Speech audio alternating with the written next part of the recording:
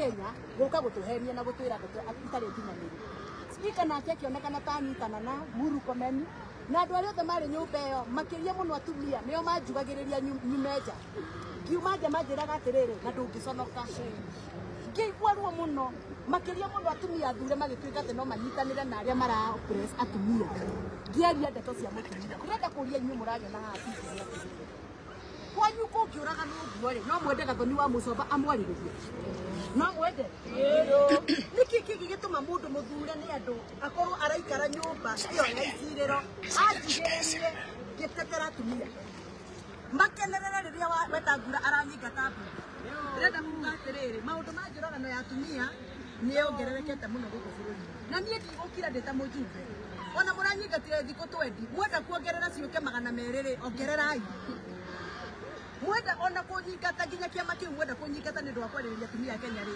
thiĩ na mbere na niĩ no niĩ ũrĩa warĩ mũmemerekia Inoro na Kameme na kũrĩa kũngĩ ngĩarĩrĩria nginya IDPs arĩa mahũragwo 1998 niĩ nĩ niĩ ũrĩa wateithirie IDPs na atumia arĩa marĩpirwo hĩndĩ ya haro cia PEV ũrĩa Moro Gathoni ũyũ no ũyũ watigĩrĩria andũ ayũ wĩyũmĩrĩrie kũrĩa Laikipia nĩ maheo mũgũnda nĩ thirikari na marĩhwo nĩ ũndũ wa haro cia kĩndũrĩrĩ mũraririkana Gathoni ũyũ ndacenjetie okorwo mũreciria no mũnjenjie nĩ ũndũ wa gũkorwo ndĩ wa kĩama kĩanyu how forget okorwo mũreciria no mũnjenjie atĩ tondũ ndĩ honorable member gũtuĩka honorable ti kuga rĩu mũhatĩrĩria atumia a Kenya tikare hau tondũ ndĩ honorable member mwĩkage ũrĩa mũkwenda na atumia a Kenya how forget mwenda kũnyingata mũnyingate rũciũ ndĩrĩ ndĩ kũingatwo na ndigũtiga kwaria maũndũ ma atumia na atumia acio 42 turenda kũmenya o mũtumia arĩ wa bamĩrĩ ĩrĩkũ oragirwo nũ oragirwo nĩkĩ na arĩa manyitanĩire tondũ ũngĩrora mĩĩrĩ ũguo yohetwo rĩ tondũ yohetwo ta tũmĩrigo twagũthiĩ gĩkomba rĩ mũraririkana wĩra ũcio ndwarutirwo nĩ mũndũ ũmwe turenda kũmenya ũcio ũratuĩka arĩ ũmwe rĩ marutaga wĩra naũ nigetha mĩĩrĩ ĩyo yothe ikio dumping site na reke ndĩmwĩre tũtingĩtuĩka atĩ wĩra witũ maya Ngai tũrarora andũ atumia 42 makuĩte na tũtiraria atumia a Kenya na inyuĩ nĩ mũragũithia bũrũri ũyũ tondũ rĩrĩ mũrarega kwaria nĩ ũndũ wa kĩ I feel very pained because I know that is somebody's wife, somebody's daughter, somebody's sister, somebody's auntie na tũtingĩkira tweterere atumia moragagwo na wĩra witũ nĩ gũkira na okorwo ũguo nĩguo ũgũtũma ndage gũgathurwo rĩngĩ Gĩthũngũri kana ndage gũthurwo Kiambu kana kũrĩa kũngĩ nĩ kaba njage gũthurwo rĩngĩ no ndetere haki ya mũtumia tondũ Ngai anjigĩte hau ndute wĩra ũcio gũtirĩ wĩra ũngĩtũmĩte Ngai ahe favor na ahe gwĩtĩkĩrĩka ndute wĩra ũrĩa ndutaga angĩkorwo ndikũruta wĩra ũyũ Ngai amũteithie na amũrathime nĩ tũronire president akĩaria ũhoro wĩgiĩ bunge gũkorwo nĩyo ĩratwarithia na mbere ũhoro wĩgiĩ mahaki hihi president athikĩrĩirie andũ a Kenya akamenya mathĩna-inĩ maingĩ mũno na mathĩna macio enamo ndagĩka ĩno areheirwo nĩ bunge o ĩyo oyaga members akamekĩra ndege yake private magathiĩ thabarĩ koguo president akiuga bunge nĩ corrupt rĩ mũcere na mũkũndũ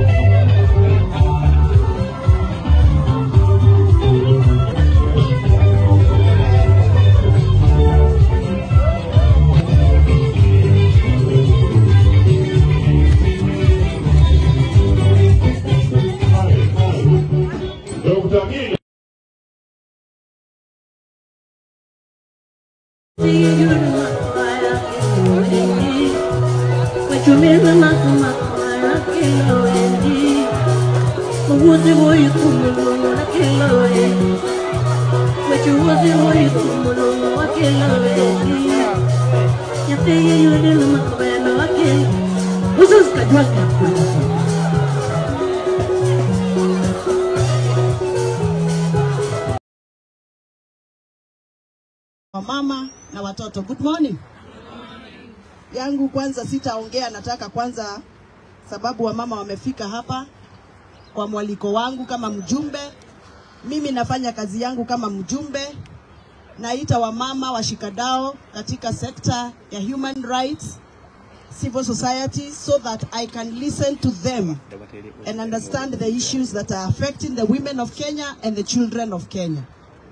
Kwa hivyo hii si mkutano ya siasa, hii ni mkutano ya public participation ambayo mimi kama mjumbe ninapewa nguvu na katiba ya Kenya kufanya, ili nisikize wale watu ambao wananichagua na wale watu ambao ninasimamia katika bunge la taifa. Na kwa sababu nilifukuzwa bunge la taifa, kwa hivyo sasa kazi yangu lazima nirudi kwa wale ambao wananiamini huku ground, niwasikize vile wanasema. Wamama hoi. Wamama hoi. Leo niko na watu wangu kutoka Githunguri hapa, niko na watu wa Kiambu County, niko na watu wa Nairobi, niko na watu wa Kisii, watu wa Homabay, watu wa Busia, watu wa Machakos, watu wa Trans Nzoia, watu wa Turkana. Kenya yote iko hapa. Kenya hoi. Na nimeita representation of women leaders from various counties in Kenya so that they can tell me what they think about the status of women rights and children in Kenya in line with the Kenyan constitution. Na kwa sababu nimewaita waniongeleshe, nataka kwanza tuwasikize, alafu tutafanya summary. Na kwa sababu niko na sherehe nyingine ninaenda kama mjumbe, naomba ukipatiwa nafasi utuambie yako kwa dakika 3, alafu tufanye summary, tufanye petition kwa serikali ya Kenya, kwa sababu Kenya yetu ni Kenya ambayo inaongozwa na demokrasia. Nataka kwanza kuita my sister Madam Ann kutoka Mathare, akuje aongee on behalf of the women of Mathare, the women of informal sector. Asante. Thank you very much, Mheshimiwa, and to the media and the esteemed women of this nation. Good morning. I stand here a very annoyed mother, a mother that is very upset about the things that have been happening in my Mahio. It is showing the picture of a decayed society, a society that has lost its morals.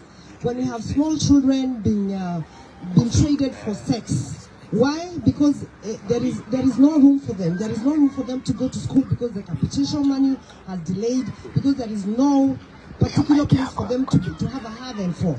So, to me, as a mother, when I stand here and somebody is trading our children deep here in our own country, and there is the political and security apparatus that should be looked into such things, and there's nothing that has been done. People, all the way, BBC is the one that is putting this thing into limelight, when we're expecting you, Mheshimiwa, and your crew to be telling us, especially the women in Bunge, to come and tell us, what are you saying about this thing? What have you put in place? What are the measures?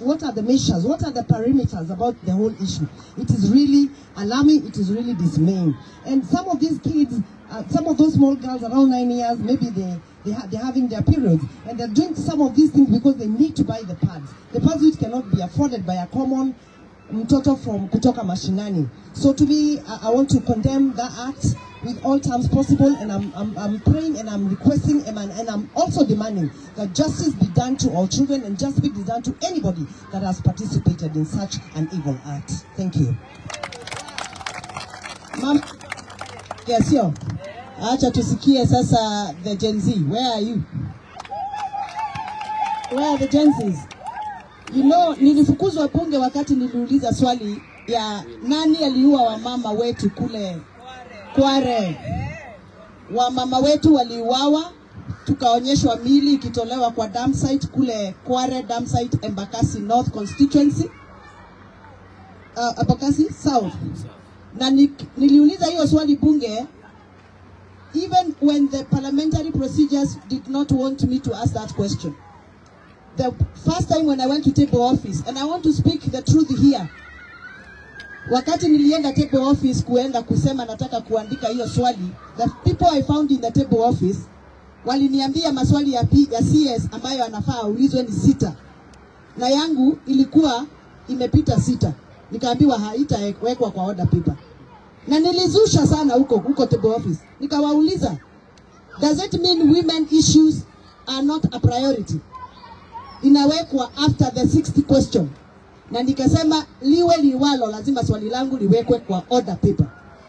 Waliweka hiyo swali kwa order paper bila kunipigia simu verify na clarify whether that is the right question I wanted to ask. I only saw it in the order paper.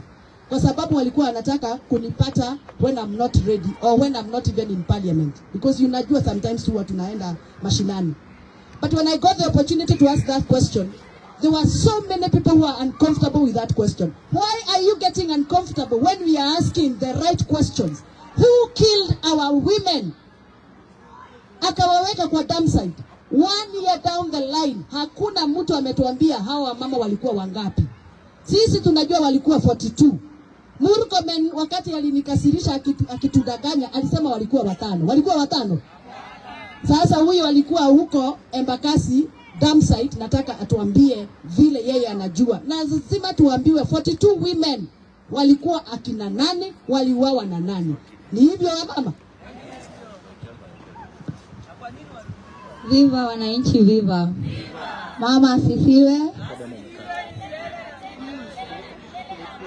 Mama asifiwe.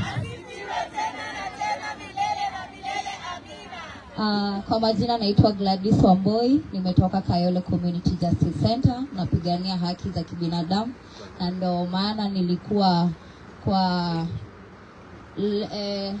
forefront kwa hiyo kesi ya Kware kutry find out ni women wangapi walikuwa huko, nani hizo bodies zilikuwa za kina nani, and for sure I was there. Hizo body parts tuliona most zilikuwa za women. Tuliona mikono za women, tuliona vichwa zilikuwa za women, and they were not 5 women. Na they were around 42, but for sure we cannot tell ni 42 because si walifunga process kabla tuendelee ku expose more. So atujui tuliacha wangapi hapo, but tulikuwa roughly na around 42 bodies za women. Na ndio maana mimi nimekuja hapa kuongelea issue ya femicide, kwa sababu hiyo ni issue yenye inatuaffect kama women. Tunauliwa right, left and center. Ama wamama hatuliwi kila mahali. Kayole tumedocument a few cases za femicide. Pipeline pia tulidocument a few cases ya femicide. And sisi tunataka kujua, kwani wanawake hawafai kuishi ama hawana uhuru wa kuishi? Si tuko na uhuru wa kuishi. Na tuko na right kwa protest za femicide. Tulienda kwa protest za femicide. Mimi nilipigwa nyahunyo 2 juu ya kwenda kusema tuache kuuliwa kama wamama. You can imagine vile tumenyimwa haki, ati hata hatuwezi toka kama wamama tuungane tuseme tumeuliwa sana, na sasa tunataka gava ifanye something about it, na tunataka justice kwa hao around 40 tunajua walikuwa Kware. Tumesikia any case yenye imeenda mbele? Have you found any justice? So sisi tuko hapa ku demand for justice na kusema down with femicide. Hatutaki kuendelea kugandamizwa kama wamama, na tunakatana na femicide. And above all that, tunataka justice kwa the women wenye wa Kware and other women wenye wanaendelea kuuliwa kwa manyumba, kwa mahospitali na kwa community. Viva! Viva! Gen Z, I am liking the way the young women of Kenya have just decided we're gonna take it. We are filling the gap. Mama hai. Si tuende kule kwa wamama ambao wanapigania wale wamama wanateswa wakipata watoto. Mimi nimekuwa kwa mstari wa mbele kupigania wamama ambao wakipata watoto katika maternity care wanafungiwa kwa mahospitali kwa sababu hawajalipiwa bill zao za hospitali. Hiyo inaitwa obstetrical violence. Wamama wanafungiwa kwa mahospitali na watoto wao wanalelea kwa wards. Hapa KU hospital last year nilitoa wamama 6 ambao mmoja wao alikuwa amekaa kwa hospitali for 6 months. Akalea mtoto mpaka mtoto ameanza kucrawl. kwa hospitali kwa sababu hajalipiwa bills. Wamama hai, niendelee nisiendelee? Nifukuzwe nisifukuzwe? Nikifukuzwa mtanichukua? Niendelee kuteta? Nilete fujo katika bunge? Mmenipatia ruhusa? Yeah, you are the people who are feeling. By the way, mimi nimeshamaliza kuzaa. Mimi nimemaliza kuzaa. Nyinyi ndio mnazaa. Si ndio? Kwa hivyo nisipowatetea maneno itaharibika.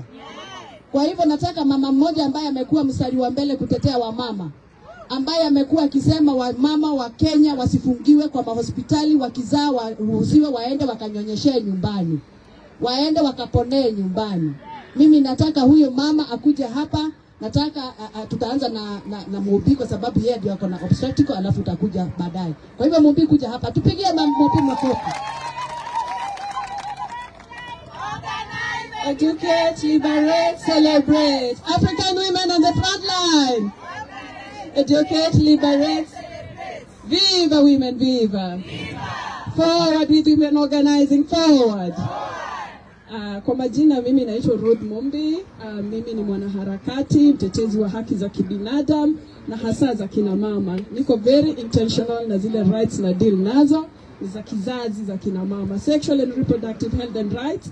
Na katika kazi yangu ya kutetea haki za kina mama za kiafya na reproductive health rights, tumekuwa tukifanya documentation. Tumekuwa tunadanganya kwamba SHA inafanya kazi, na SHA haifanyi.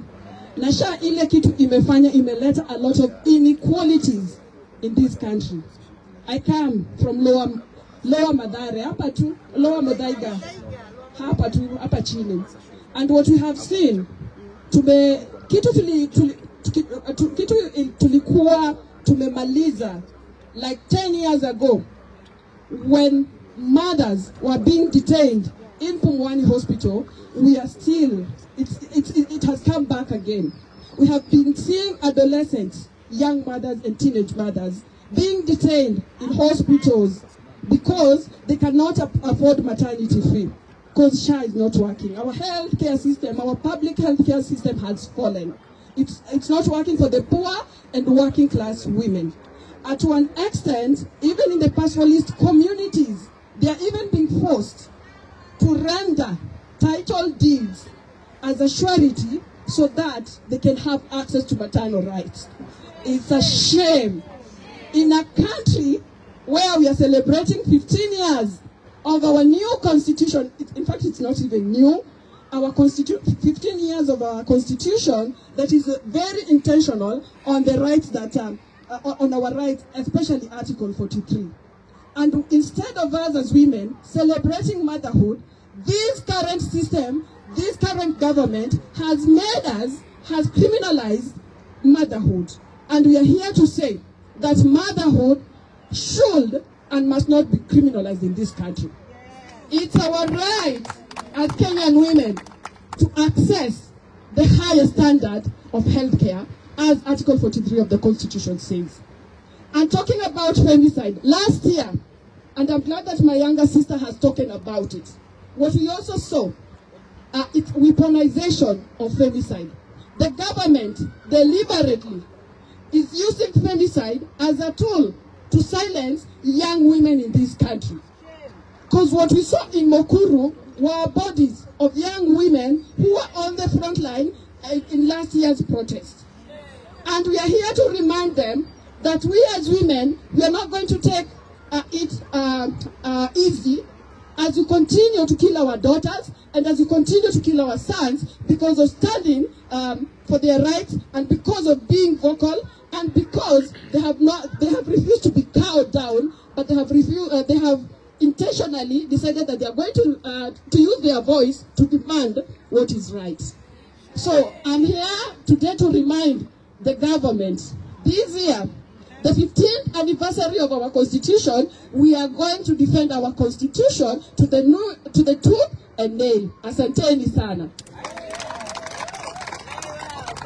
Viva wa mama, viva. Organize. I want to hear you say it again. Organize. Very good. Organize to take political power. Sindio? Because without political power, all these things we are speaking here, they are not going to happen. Lazima wamama wawe pale kwa kukata keki. Wamama hai. Wamama hai. SHA inafanya haifanyi. SHA inafanya haifanyi. Saa ile tunafungia wamama hata kuafford kuzaa huyo mtoto hata akiwa nyumbani haiwezekani. Linda mama. Siku imeisha, sasa atakwenda hospitali ni shida. I think we need to have sustainable solution. And I'm glad Honorable wetu Moshomba, she is very vocal. And it is our prayer as women that the next election we have 50 to 60 women as vocal as Moshomba. Because if that does not happen, affordable and accessible, this is not a country anymore. And I think going forward, Muhesh, please recruit, saidia our wasichana na sisi wote, be our role model. Because come 2027, you will be shocked. Ile to third gender, tunalilianga, mutashtuka. Will all of us be in that parliament? Asanteni sana, and God bless our women and our children and our sons. Thank you. Viva mama, viva.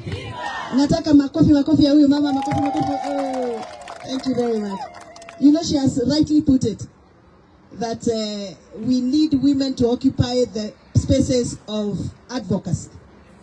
And spaces of advocacy in Kenya can only be efficient if you lead civil societies as women, lead parastatals as women, lead government as women. And that is why some of us are fighting the way we are fighting politically, so that we can create for you a space. Do you want the space?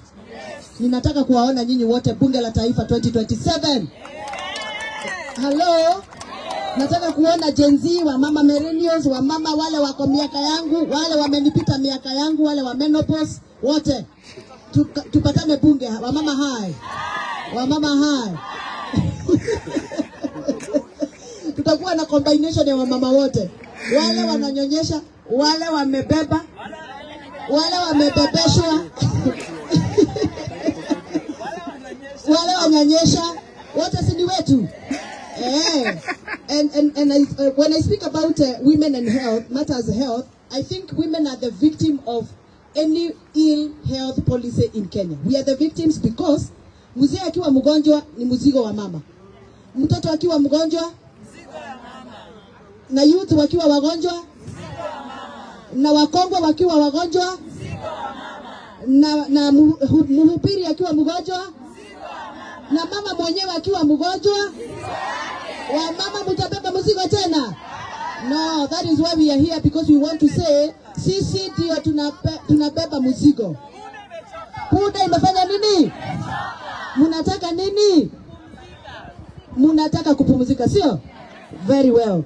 Amongst the people that are here, we have one honorable lady who came to parliament through nomination as a senator. And we have seen her in the corridors of justice trying to fight for her rights.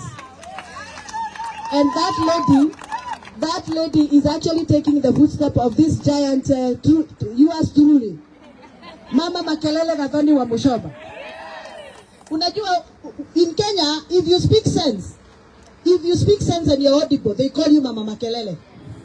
If you walk strongly and boldly, they call you Mama Maringo. If you are bright and intelligent na unasoma, wanakuita Mama Chopi. Alafu ukikataa kuwekwa kwa box na kupangwa na wanaume katika political space, wanasema wewe ni bad girl. Sasa munataka niendelee ama niguagoe? Niendelee? Tuendelee? Bana sisi tuendelee? Sasa hiyo maneno yote munataka kuniita, hiyo yote muniite yote, lakini haki ya wamama lazima itetewe na itendeke. Hebu kwanza nisikie kutoka kwa huyu mama. Huyu mama ni rafiki yangu sana na napenda vile anaongeanga maneno ya wamama. Hebu tuambie majina na utuambie kwa nini mimi nilikujua. Habari zenu? Kwa majina naitwa Victoria Atieno, natoka kwa Islam hapa chini informal settlement ya Mathare, na nimefurahi sana kwa sababu sisi wote tuko hapa. I am here to stand with authority. Ya kwamba sisi kama wamama tuko tayari kupigana kwa njia yoyote kwa kila kitu yenye tuko nayo. Wamama hatutanyanyaswa tena, hatutadhulumiwa, hatutakuwa stigmatized kwa sababu mnatupatia mimba, tukitoa hizi mimba mnatustigmatize kwa community. Mnatupatia mimba, mnaturuka, tukiongelelea niwe ndio mnakuwa frontline kutustigmatize. Nimewaambia tuko hapa tayari na tuko tayari kupambana na wale wote ambao wako kinyume na sheria yetu, si ndio? Tuko hapa kupambana na nyinyi, hatutacheka na nyinyi. Asanteni.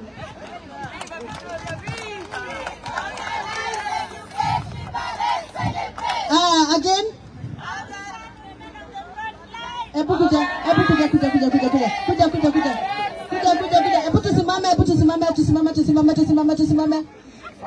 Tusimame kwa wamama ambao wanatuona kwa TV, wale wanatuona kwa social media. Tuko na slogan ambayo tunaanza ya kuambia wamama musilale. Ile wimbo tulikuwa tunaimba wakati wa Martha Karua, wamama musilale. Bado mapambano. African women on the front line. Mama sifiwe. Tena milele na milele. If you strike a woman, you strike her. Ukimshika mwanamke umemshika jabali. Na sisi tuko rada. Wakijua kwa sisi majenzi na itakuwa rahisi. Unaona? Venye wanataka kutukujia hivyo head on, hata sisi tutakujia hivyo head on. Jua kuna venye nitaingia kwa nyumba saa 5 ati tunaogopa. Ati nitaingia nyumba, nitaambia sisi tangu ingie kwa nyumba 5 juu naogopa safety yake. Unaona? Na sisi kama wanawake hatutanyamaza na hatutachoka. Hata hizo streets tutazioccupy. Mkituona mwe bado mabwana zetu, mabrothers zetu, we will occupy. Na tutatishwa na anything.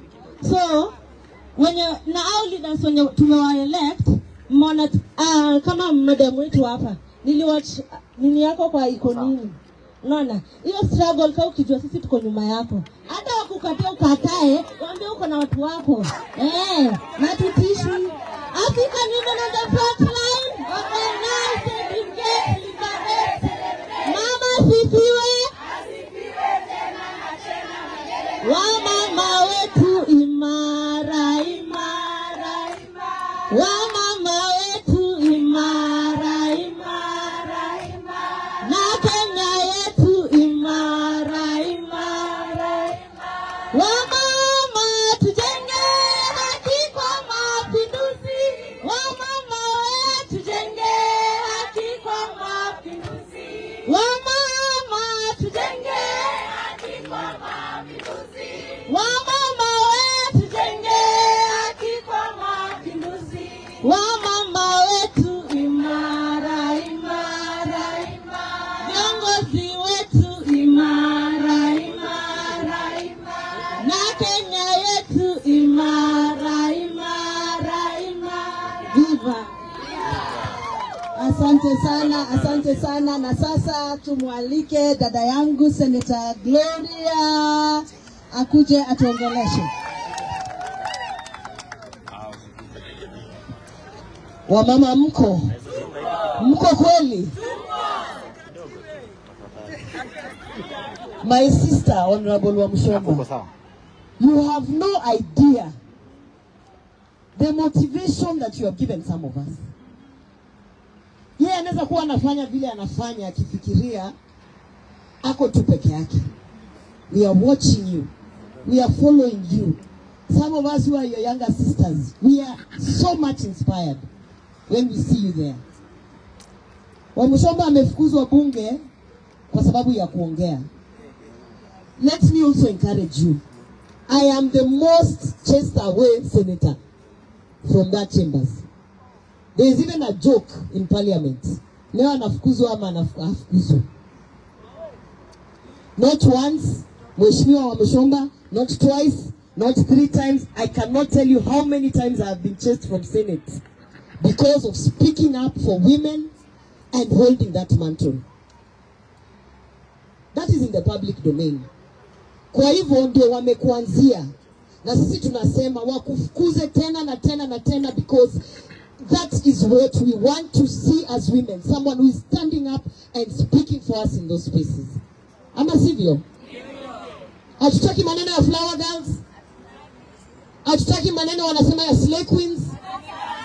Hatutaki maneno wanasema ya wale wameenda bunge pale kwa sababu wanaongea maneno ya ambayo wanaambiwa ongea. Tunataka mtu atasimama na aseme this is wrong, regardless of whether they'll be chased out or not. So my sister Wamshomba, tuko na wewe.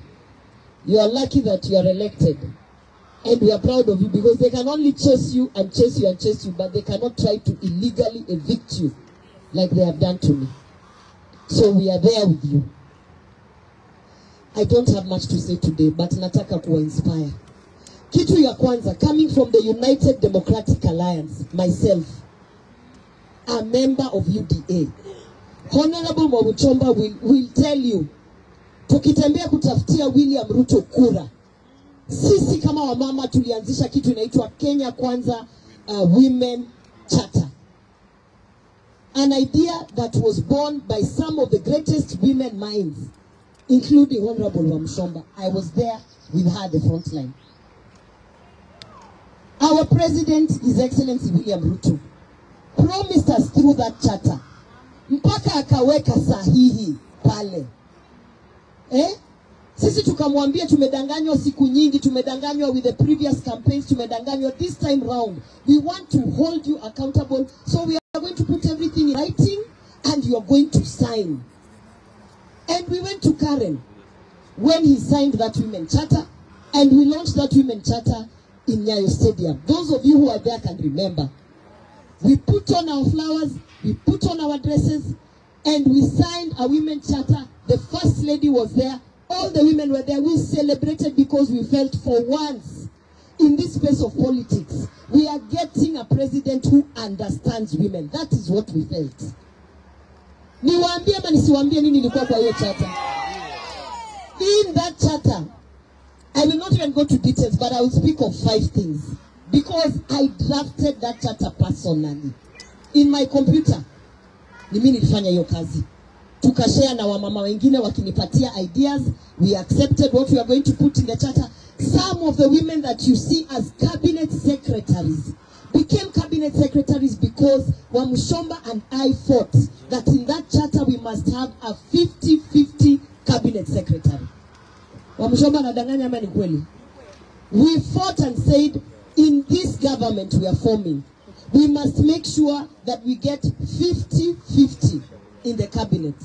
Some women who are sitting as cabinet secretaries there are sitting there not because they deserve it, but because we fought for them to be there.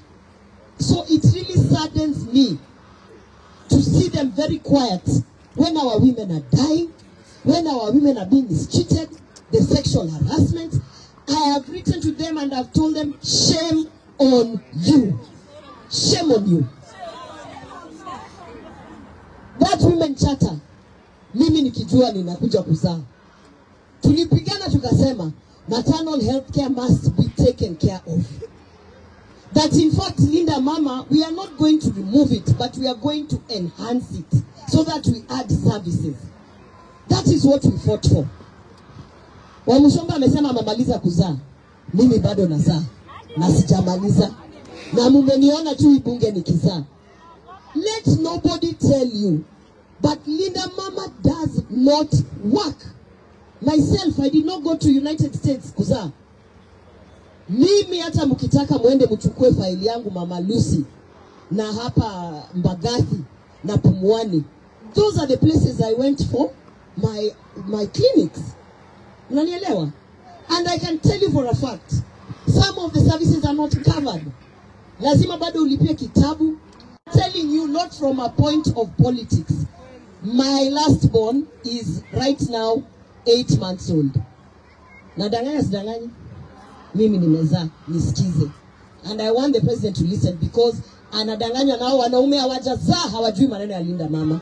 Mimi nimezaa, it is not working. That was in the women charter. Wamshomba and I, amongst other women, we fought and said we are tired of women being killed. We are so tired. And we said we must protect the women. Some of the things we talked about there was femicide.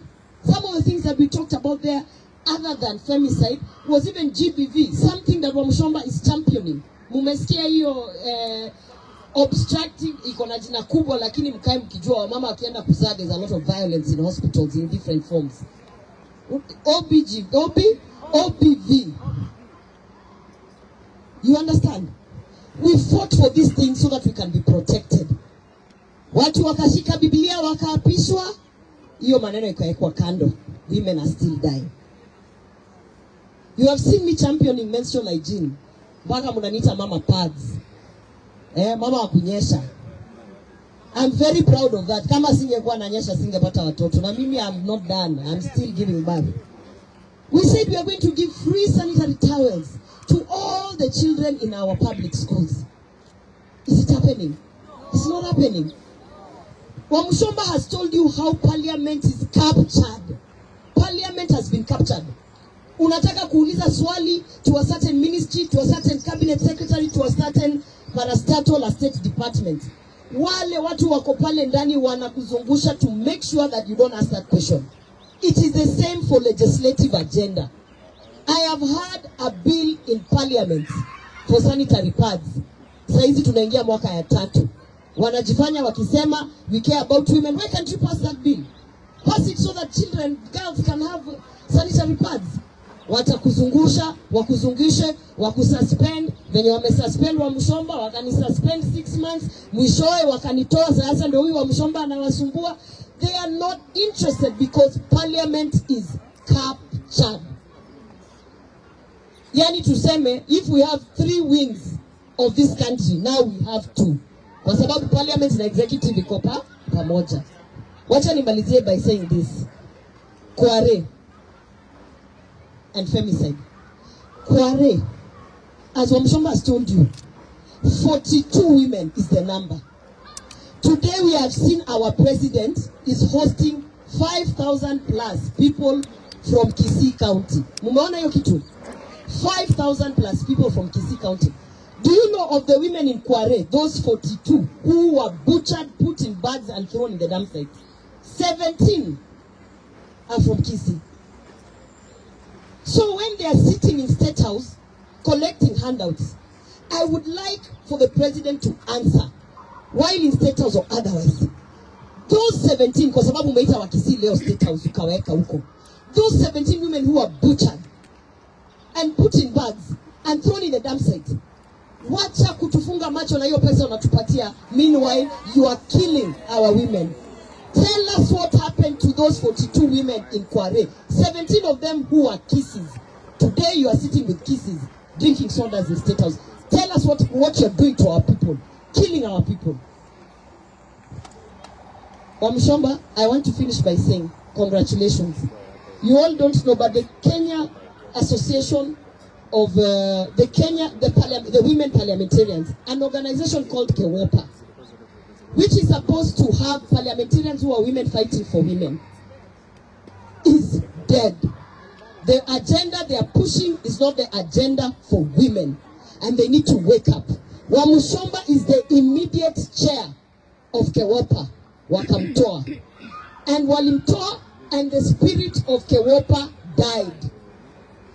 The spirit of the likes of Martha Karua, Charity Ngilu, and Beth Mugo, the people who put together KEWOPA and gave the spirit of fighting for women and liberty, it died when our immediate former chair Wamushomba left. And I want to say this to KEWOPA and all the members: shame on you.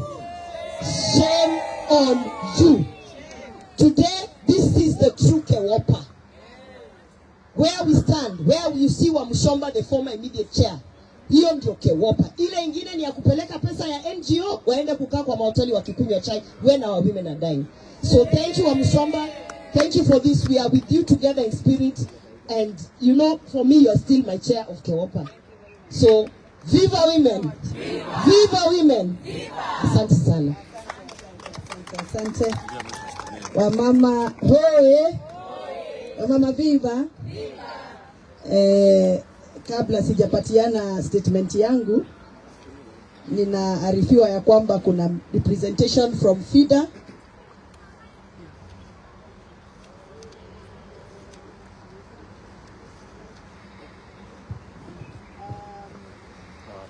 My representing FIDA, and I'm sure you know FIDA fights for the women of Kenya. Yes. These are the people who made us who we are today. If FIDA never worked with me when I was a young woman, I remember when I was a young woman, I used to work for the media, and I got myself into a lot of trouble many times. I fought with Moi government in 1999. I fought with Kibaki's government from 2002 to 2013. I fought with Uhuru Kenyatta's government, and FIDA was always at my back or for my back. Can you appreciate FIDA for me? And because we are live and we have less than 5 minutes to go, kindly just say a word and then I will give my official address. Thank you. I am a program officer from FIDA Kenya. Mine today is to say that as FIDA, we champion the rights of women. It is something that we have done for the last 40 years. It is something that we will not cease to do. The issues being raised here today are pertinent. Women are dying. Systems are failing. Therefore, for instance, the issue of Kwara is still very fresh in our minds. The issue of Gen Z killings, the issue of abductions, the issue of missing persons, and the issue of gross violations of rights. Mine is to call us collectively to think and chart our way forward so that then we are able to address and also tackle these human rights violations that we are seeing in our country. Women are human beings, and it is, as has been stated by the previous speakers, there's the right to health. It is there in Article 37 of the Constitution.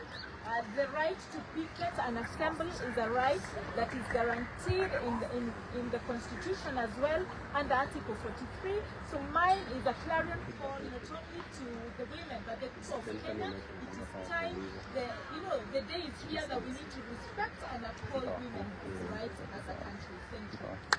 Very well. As you stand there, I request that the women of Kenya come near me. You are my power. Kujeni karibu, wale ambao ni wafupi wakuje mbele. Unisimamie nipatiane presa yangu. Tuko hapa. Wamama hai. Wamama viva. Viva.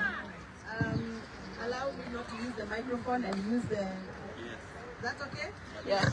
For the sake of the sound clarity for the cameras, I've been requested not to use the microphone, but use the microphones that are connected to the cameras. Honorable members of the press and the various organizations represented in this gathering today from the civil society, I want to thank you because I have seen you come for me when I was at my lowest.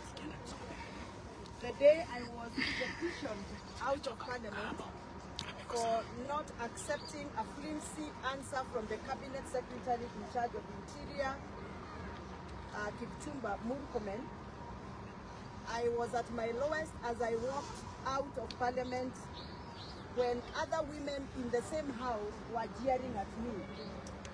When they looked at me, even there is one woman leader, a woman representative. If you listen to that clip, there is one woman in that clip who said, "Tutakupiga vita." Shame. If you listen to that clip, there is one woman who said, "Tutakupiga vita." Shame. That was my lowest. My lowest because I have been in the women movement in this country since I was 19 years old. I have been participating in the arena of trying to make sure that women politicians get political space for them to make critical decisions like the one I'm trying to make. It defeated me to see women representatives and women MPs watch me as I was getting patronized by men, including the speaker himself, and they never defended me for standing for the rights of the women of Kenya. That is the lowest Kenya has gone on matters of women's rights. So on Wednesday, 13th August 2025, I staged a protest in the National Assembly against the Cabinet Secretary for Interior and National Assembly Administration, Honorable Kipchumba Murkomen, for failing to effectively oversee the arrest of the prime suspect in the femicide of 42 women whose bodies were discovered at Kware dam site in July of 2024. In response, the Speaker of the National Assembly, Honorable Moses Wetangula, issued a 20-day suspension against myself, barring me from using my office and from appearing in Parliament to represent my constituents, some of whom are here with me today. This is punitive action, and it is viewed as an attempt to silence both myself and the broader anti-femicide movement of Kenya, which continues to demand accountability from security agencies for failing to protect Kenyan women and girls from gender-based killings.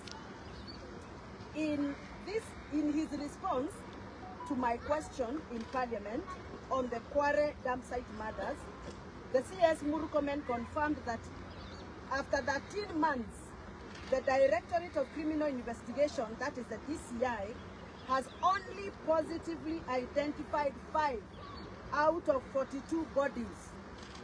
Please note, after 13 months, that is 1 year and 1 month, they have only been able to identify only 5 out of 42 bodies.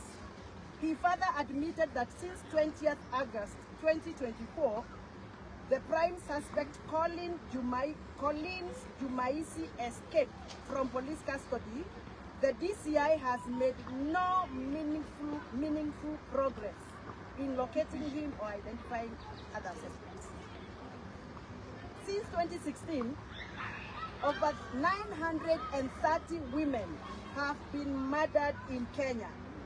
I want to repeat, since 2016, over 930 women have been murdered in Kenya, yet only 216 perpetrators have been prosecuted. CS Murkomen's failure to aggressively pursue the perpetrators of the Kware femicide cases not only demonstrates contempt of the victims, but also reinforces the pattern that, under the current government watch, perpetrators of femicide can kill women and traumatize families with impunity. Speaker Wetangula's decision to act against myself, rather than holding CS Murkomen accountable for failing to fulfill his constitutional duty to safeguard internal security, further perpetuates this pattern of contempt against women's rights. It is particularly alarming that following his flippant treatment to myself and other leaders like Senator Gloria, who has gone through the same, Murkomen went on to dismiss the BBC Africa Eye documentary, Madams, exposing Kenya's child sex trade in Maimahio in Kirigiri, describing it as an attack on Kenya's image. This reflects a consistent unwillingness to address urgent and systematic threats to women and girls of Kenya. My suspension is a call to action to all Kenyans to stand in solidarity with the femicide victims and to demand accountability from state institutions going forward. Wamama Viva! Viva! I commit as a member of parliament elected by the power of the vote, enshrined by the Kenyan Constitution, as a woman leader of this country, as a mother of girls and boys, I will continue to play my critical and active role in defending the rights of women, mothers, girls, and children of Kenya. I will not be cowed by such activities and actions as seen or witnessed in last parliament activity patronized by Speaker Moses Wetangula. I want to remind Speaker Moses Wetangula that any woman elected in the National Assembly is not a mama. Any woman elected in the National Assembly is referred to as honorable member. Mamas are languages that are used to bring down the women's status in the society. Mamas are called to us whenever we are in our homes. But when we are in parliament, we are honorable members of parliament. Wamama Viva! Viva! As a woman leader in this country, I want to register my disappointment with the government of the day. President William Ruto, the patron of my party that has sponsored me in the National Assembly, committed to a national women charter and promised to deliver sanitary towel to every deserving girl of this country. 2.5 years are gone. That has not been done. President William Ruto, you have failed the girls of Kenya. President William Ruto committed through a national charter, which he committed through the commitment of a personal signature, to provide diapers to lactating mothers of Kenya. It is now 2.5 years, and those diapers to lactating mothers have not been delivered. President William Samoei Ruto, you not only failed to deliver diapers, you have refused to protect the dignity of mothers during delivery by providing a cover called Leader Mama. You have failed the women of Kenya. As I complete my press statement today, I want to reassure the women of Kenya, those that are aspiring to become MCAs, those that are aspiring to become members of parliament, governors and senators, do not back down. Continue pressing on. Some of us are suffering so that tomorrow we can occupy our spaces. Prepare to occupy parliament through parliamentary votes. Prepare to come and sit on the seats that Wamushomba sits in parliament. Prepare to be governors, prepare to be senators, so that our voice can be amplified as the women of Kenya. Viva Wamama, viva! Viva! Viva Wamama, viva! Viva! From today, we are continuing to rally the call to action to protect the women of Kenya from harassment from the police, harassment from patriarchal system of political parties, and harassment from their workplaces. Senator Oroba said something that I think Kenya has not heard. Her problems and wars started when she talked about sexuality, sexual harassment in the corridors of offices of government. Senator is speaking on behalf of so many women who are quiet.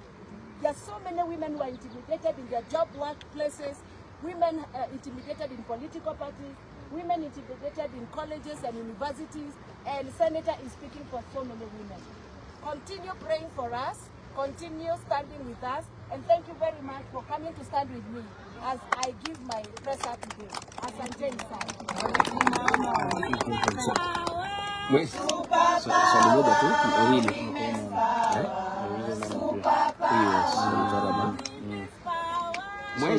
Mwesh, kuna maswali msiende, wangetulia kwanza tuulize maswali mawili.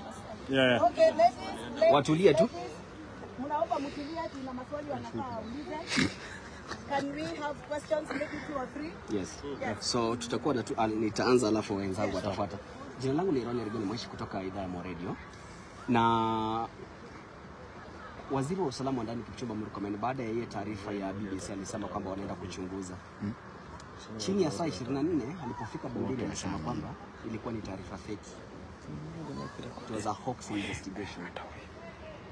What do you think is happening in the country, especially when it comes to matters that touches directly on women? Kwamba wanawake wanauliwa lakini taarifa zinazima tu. I think listening to Murkomen, when the BBC expose was broadcasted, I saw Governor Susan Keheka, my sister, rise up very fast, address the matter, and even went further to create a task force in her county to investigate and tackle that issue once and for all. And I know Susan Keheka's facial expressions. And when she means business, I know. And that day she meant business. So when Senator Kipchumba Murkomen, our CS, comes on TV through Parliament to say it was a hoax, it only tells you that there's something they discovered that was so tarnishing that he was covering up. Because there is no way a governor in charge of the county that has an issue would behave the way she behaved, going to the extent of even creating the task force for that matter, and then a CS comes to Parliament and says it was a hoax. You know, this is a government that is in denial, that there are so many errors of omission and so many errors of commission under their watch, especially on matters of women's rights. They have failed immensely. In fact, I can tell you because I said I started women movement activities when I was 19. This is the lowest Kenya has sunk. This is the lowest we have been as women movement, with the women movement of Kenya. It was not like this when we had Mother Karua and Charity Ngiro and Senator Beth Mogo and Cecily Barire. It has never been like this. Akina Joki Dongo stood up on that floor of the house and defended. They made bills and acts that protected the dignity of women of Kenya. So I think Senator Murkomen is inept. He is completely inept. He cannot continue to serve as a minister in charge of interior if he cannot even defend the right of the woman he has in his own house and the daughters he has given birth to as a father. And his own mother. If Senator Murkomen, our CS, cannot be able to protect the right of his own mother, his own daughter, his own wife, he should actually resign before he's impeached. And for me, if you ask me, if I had numbers, I would impeach Murkomen tomorrow. Murkomen must go. But unfortunately, this parliament is captured. This parliament cannot even agree to even sign against Senator Murkomen's impeachment as a CS cabinet secretary. They cannot agree. Shame. But I wish we had 10 or 50 of us who would agree to impeach this guy. This guy is an embarrassment not only to Kenya but to the world. Yeah. He should be fired with immediate effect. Yes. Wish, I'm Sydney from TV47. I have a question for you and Senator Gloria. Yeah. What is your comment about the President's remarks on the committees that there is a lot of bribing? Then to Senator Gloria, what will be your next steps after the court ruling that you should go back to the UDA PPDT? For me, I heard the President say yesterday that there is a lot of bribery allegations happening in Parliament, and I was surprised that he's talking about it 1 year after they've been able to use the same corridors, activities to impeach even Rigathi Gachagua. How was Rigathi Gachagua impeached? Haven't you heard from many members what was happening, what was traded between members of Parliament and the executive? You want to tell me that you've never heard that during impeachment here, Rigathi Gachagua, there were some MPs who actually confessed that they were enticed with money so that they can sign the impeachment of Rigathi Gachagua? You want to tell me this is the first time that you have heard this? Many members of Parliament, many senators have even been on radio, on TV, saying they were lured into money so that they can sign. So, President Ruto coming on TV in front of governors to say that Parliament is corrupt, I think this guy has just realized that he has lost it. Yeah. So he's trying to redeem his image by now throwing all the mess he has done in the last 2.5 years to Parliament. In fact, soon and very soon, you will hear him say, hata hizo finance bill, si mimi nilipitisha, ni wajumbe walipitisha. He's trying to cleanse himself, to redeem himself, to redeem his image as he prepares for 2027. Lakini tunamwambia bila kumficha. Watufukuze wakatae kutufukuza. Sisi tumeamua, kama wamama wa Kenya tumeamua. Na ile tumeamua tutamuonyesha 2027 kwa ballot. Saa hii, we are here to press for issues that pertain to women because campaigns have not started for the presidential elections. Thank you very much. You know, there's something that Wamshomba has said about the Cabinet Secretary for Interior. When he comes to say it's a hoax, I want to remind him, Waziri Murkomen, your predecessor, Kindiki, worked with me personally to deal with issues of femicide because he acknowledged, to deal with issues of sexual harassment because he acknowledged that they exist.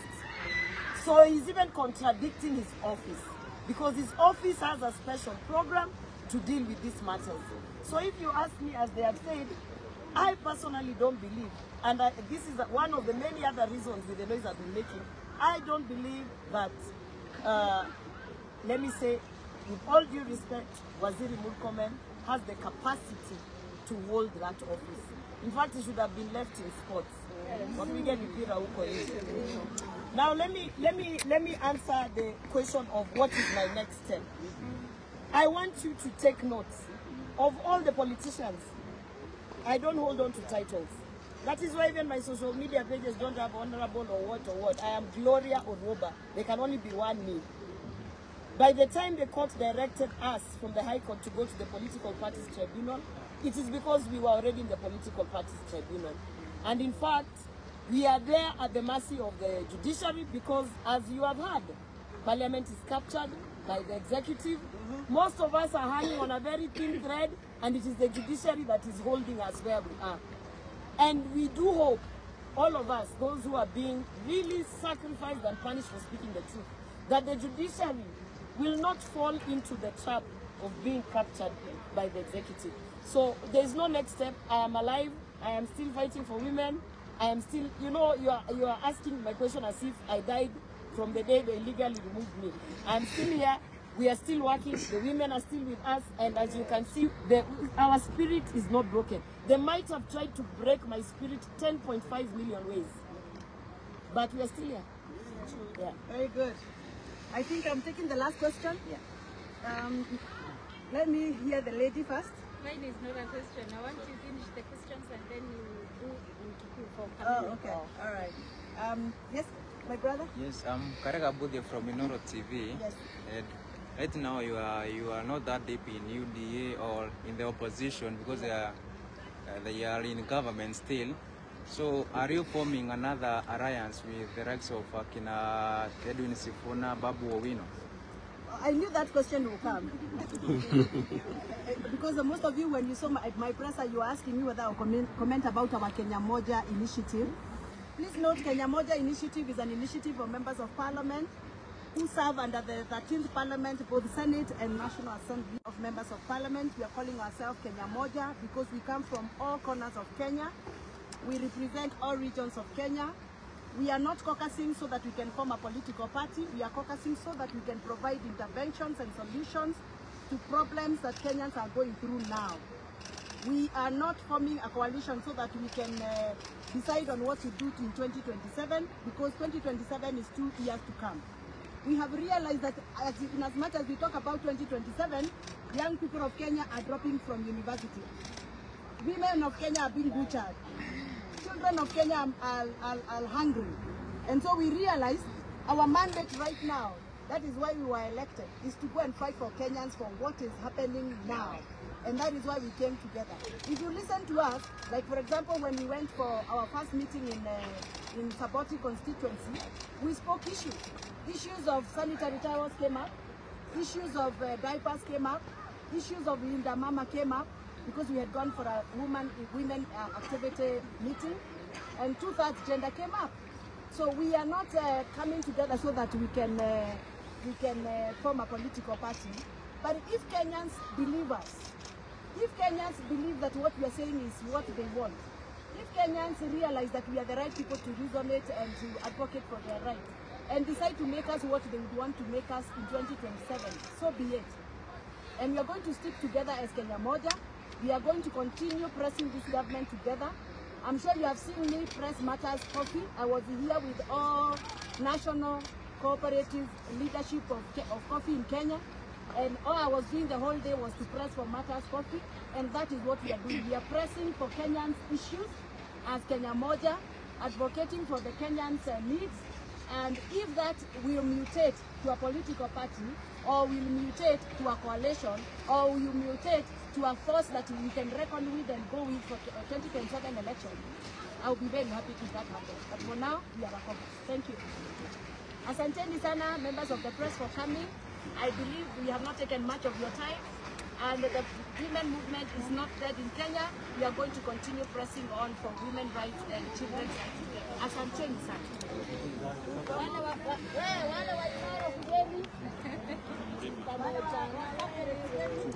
Hello, asante.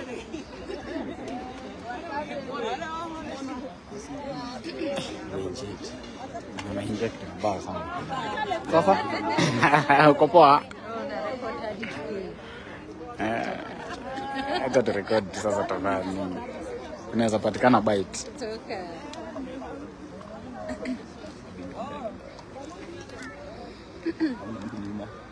Ramogi mko? Ramogi Zile ya Mezuni. Kuna watu wa Ramogi hapa, hata Wakisii wako. Muthenya wa umuthi twi guku tugwitanite mucemanio wa atumia a Kenya yothe, tunatumia kona ciothe ciothe ya Kenya.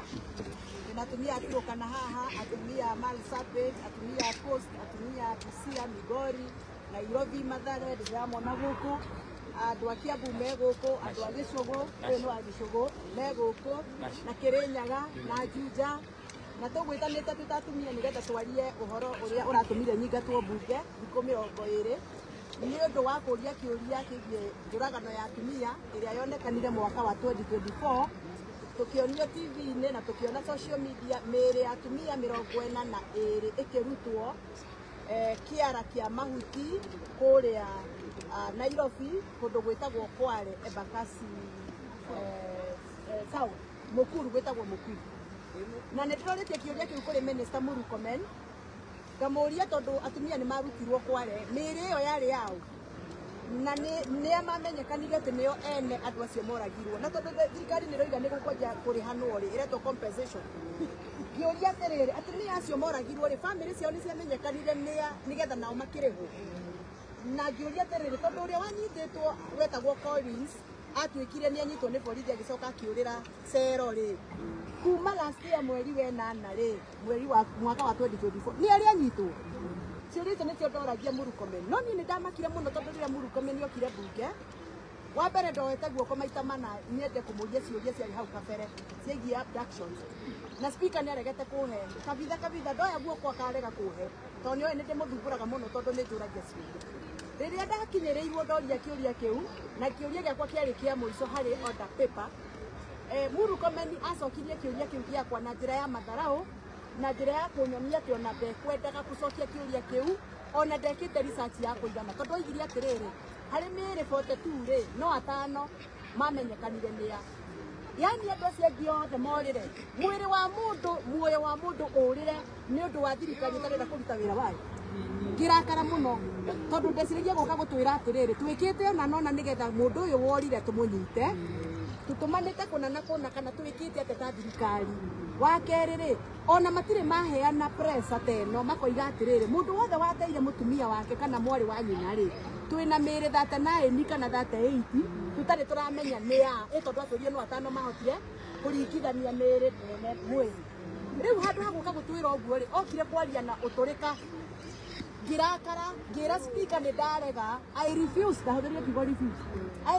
to sit in this house. Nĩ ndarega gũikara nyũmba ĩno gũthikĩrĩria mũndũ ũrarĩhwo na mbeca citũ cia igoti ndungata ya Kenya gũka gũtũhenia na gũtwĩra itarĩ nginyanĩru. Speaker nake akĩonekana ta anyitana na Murkomen na andũ arĩa othe marĩ nyũmba ĩyo makĩria mũno atumia nĩo manjugagĩrĩria nyume nja. Ngiuma nja manjĩraga atĩrĩrĩ na ndũngĩconoka. Ngĩigua ruo mũno makĩria mũno atumia athure magĩtuĩka atĩ no manyitanĩre na arĩa mara oppress atumia. Ngĩaria ndeto cia mũtumia ndĩrenda kũria inyuĩ mũragĩa haha kwanyu kũngĩũraga n'ũguo rĩ no mwende Gathoni wa Mũcomba amwarĩrĩrie no mwende nĩkĩ gĩgĩtũma mũndũ mũthure nĩ andũ akorwo araikara nyũmba ĩyo ya icirĩro anjigĩrĩrie gĩtetera atumia makenerere rĩrĩa Wetangula aranyingata mbunge. Ndĩrenda kuuga atĩrĩrĩ maũndũ ma njũragano ya atumia nĩ ongererekete mũno gũkũ bũrũri-inĩ na niĩ ndigũkira ndĩ ta mũjumbe ona mũranyingatire thikũ 20 mwenda kuongerera ciũke 200 rĩ ongererai. Mwenda ona kũnyingata nginya kĩama kĩu mwenda kũnyingata nĩ ũndũ wa kwarĩrĩria atumia a Kenya rĩ thiĩ na mbere. Na niĩ no niĩ ũrĩa warĩ mũmemerekia Inoro na Kameme na kũrĩa kũngĩ ngĩarĩrĩria nginya IDPs arĩa mahũragwo 1998. Niĩ nĩ niĩ ũrĩa wateithirie IDPs na atumia arĩa marĩpirwo hĩndĩ ya haro cia PEV ũrĩa Moro. Gathoni ũyũ no ũyũ watigĩrĩria andũ ayũ wĩyũmĩrĩrie kũrĩa Laikipia nĩ maheo mũgũnda nĩ thirikari na marĩhwo nĩ ũndũ wa haro cia kĩndũrĩrĩ. Mũraririkana? Gathoni ũyũ ndacenjetie. Okorwo mũreciria no mũnjenjie nĩ ũndũ wa ũkorwo ndĩ wa kĩama kĩanyu sahau forget. Okorwo mũreciria no mũnjenjie atĩ tondũ ndĩ honorable member. Gũtuĩka honorable ti kuga rĩu mũhatĩrĩria atumia a Kenya cikare hau tondũ ndĩ honorable member mwĩkage ũrĩa mũkwenda na atumia a Kenya. Sahau forget.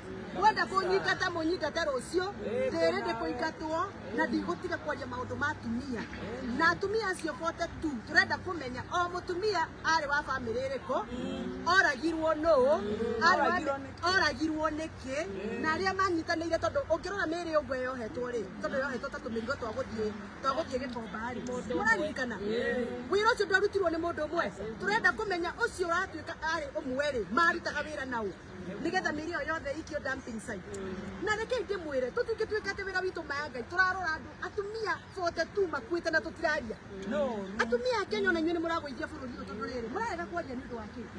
I feel very pained because I know that is somebody's wife, somebody's daughter, somebody's sister, somebody's auntie.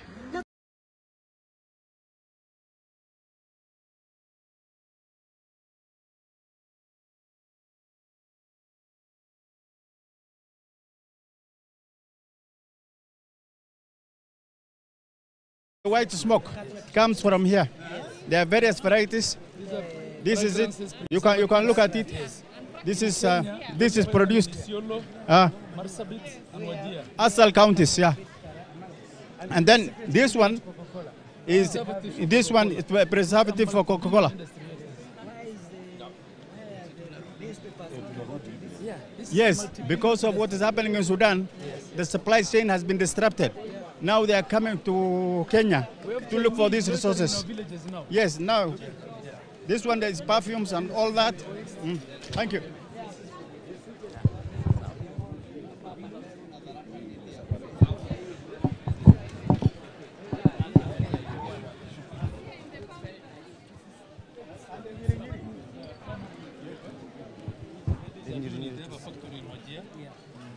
This is camel milk, ready to eat. Ready to eat, ready to eat. Ready to eat. Camel milk. Yes. Yes. It's cooked. And it lasts for long, up to 3 months. Wow. Yes.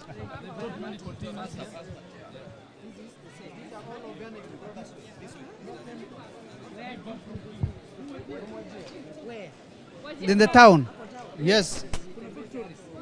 Yes. These are all organic products, yes. Yes. You know, seeing is believing.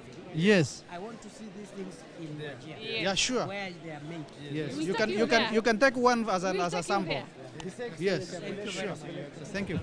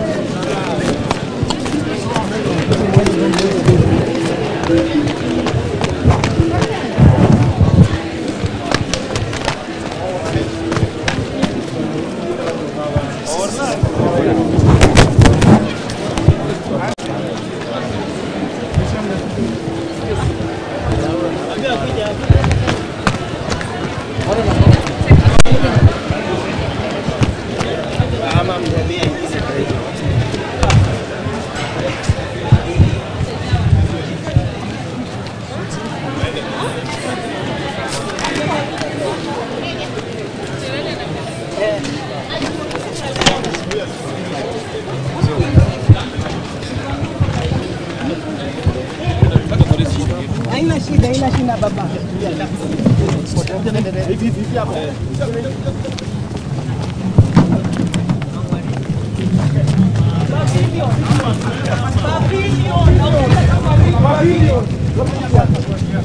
Pavilion.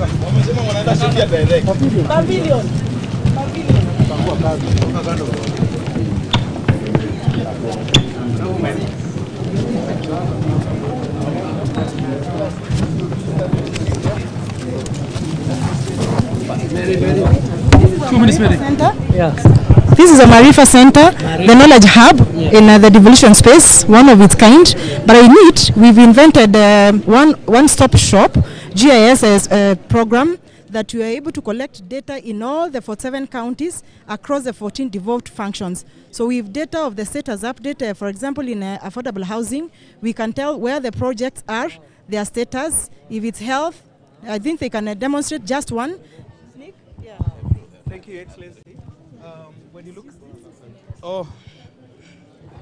thank you very much, Your Excellency. When you look at this GIS-based platform, where we have mapped out the locations of all the projects. So if you look at this map, you can see the national footprint of all affordable housing projects in the country. So far, we have 151,000 units that are in the country. In the country. Yes. Units. Go in a region. Yeah. Can go like one region. So if you want to go into it's not working. Okay. So if you want to go to a particular region, for example, let's go to Tharaka Nithi.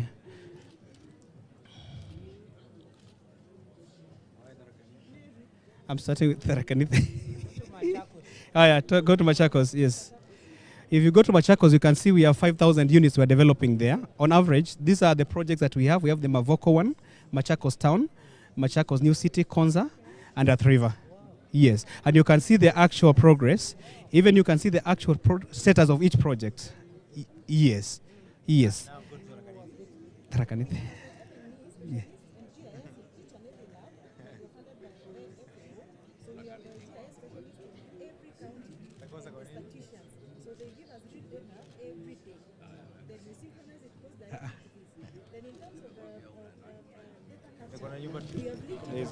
Yes. Yes. Then it can reach people to the KNBS and the like. So that is a partnership that we are doing. But in terms of data, we get drill set data every day. Okay. Yes. All right. Then if you want to go to health, so is the same. Independent of what housing people have? Actually, we have more data than them. Yeah, I think so. Yes. So they said they are going to borrow this so that we synchronize the data in terms of formation, so that even them they can appreciate instead of going on site. Yes, I would also like access to this because the one I'm using is not as elaborate as all right. It's a bit simple. Yes. Sometimes they do physical updating every month. Yeah. Okay. And you cannot be sure. And this is for all devolved functions. Yes. 14. Yes. Okay. This is housed at the Council of Governors. Wow. Yes.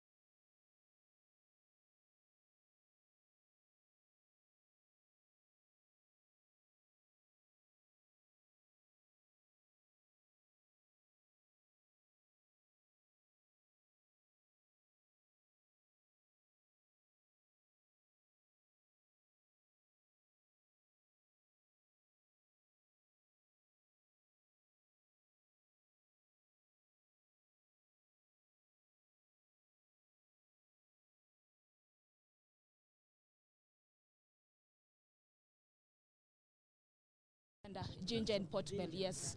So, sir, one voyage for this vessel, we can substitute it to about 37 trailers on the road.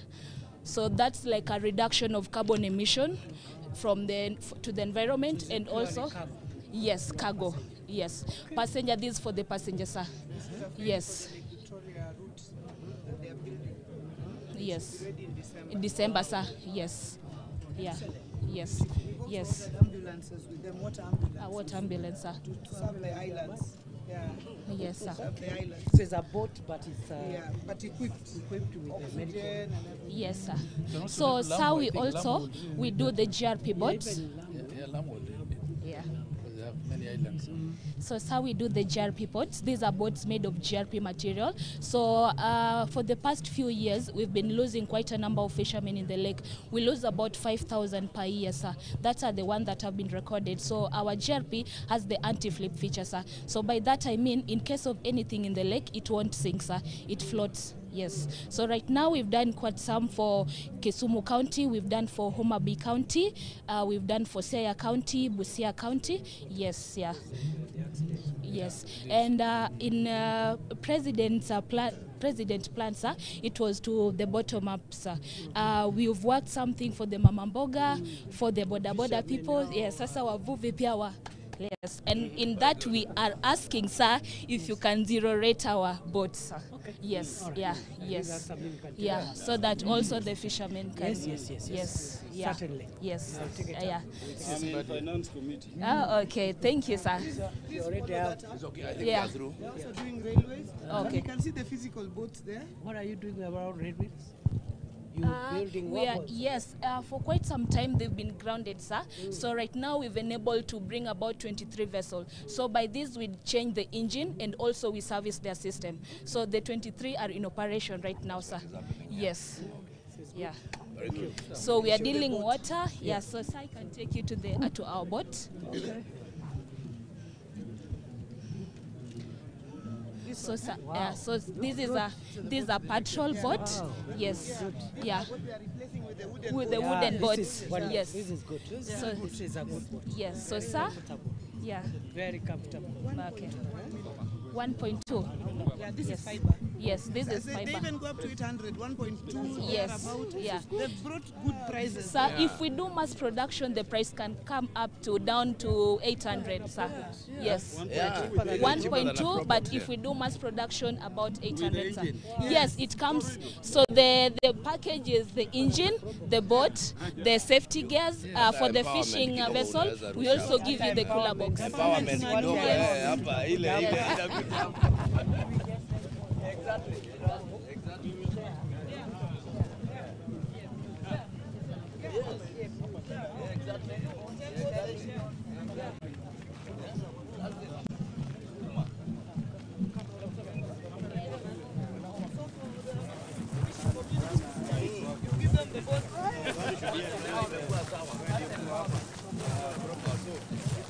But they are registered. They are registered. You know the PMUs are intact. Yeah. Grace? Oh, yes. Your Excellency, welcome to Homabay. The theme of our pavilion is raising Atieno, just like Governor Atieno, from conception into a well-nourished, thriving, educated citizen with a life expectancy of 70 years. We first meet Atieno in the community, where the community health workers identify a mom at conception. Dr. Suri, please come and walk His Excellency. His life here. Thank you. Thank you. Maternal mortality, then Thank you, Excellency. So, as you see, we start all the way from conception. And our community health promoters are here doing an excellent job. And we begin by monitoring the mothers in terms of their blood pressure to make sure that we check all the mothers from the community who have high risk. Also blood glucose levels they can check, and generally all the well-being of the mother. And Your Excellency, we have something unique in Homabay that we are able to map every single mother who is high risk. Like you can see on the board there, that is the mother that is shown there has the registered negative blood. So she has a danger in her pregnancy. And we have instituted high-risk pregnancies in Homabay, high-risk clinics. So all the mothers can be seen when they give birth. Your Excellency, we have managed to, in Homabay, monitor our mothers. This, although it's a mannequin, but this is a mother. And as you can see, this is what we call NASG.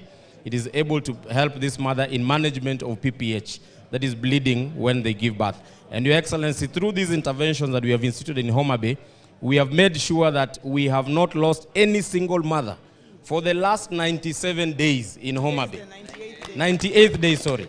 We are only 2 days shy of 100 days, Your Excellency. Thank you. And Your Excellency, that's important because we were losing quite a number of mothers a month. And even a week, we were losing mothers, particularly private, faith-based, and even in our public facilities. But this particular exhibition, we did it because of the importance of the community health workers that we put in place. They are the ones who are now able to tell us on our, GIS, which are the high-risk mothers can we follow up. And now we have seen the results. 1 day short of 100 days without losing a single mother, from losing up to 12 mothers a month. Thank you. Thank you, Excellency.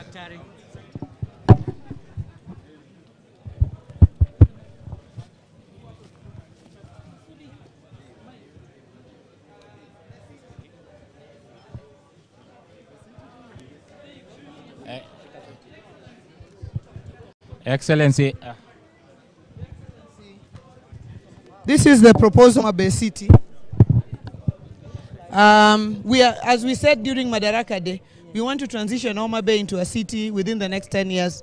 And we are working on developing our lakefront to be the Cape Town of Kenya. So we are moving our buildings, offices and so on away to our new county headquarters there, near the airport where you landed.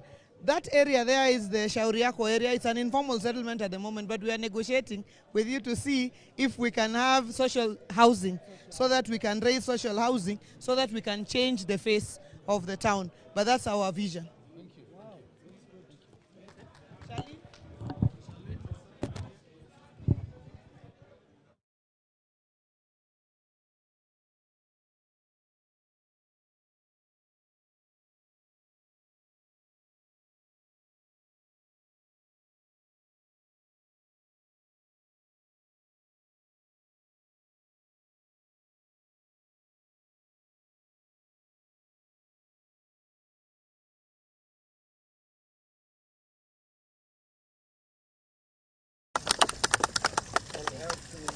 Protect our environment.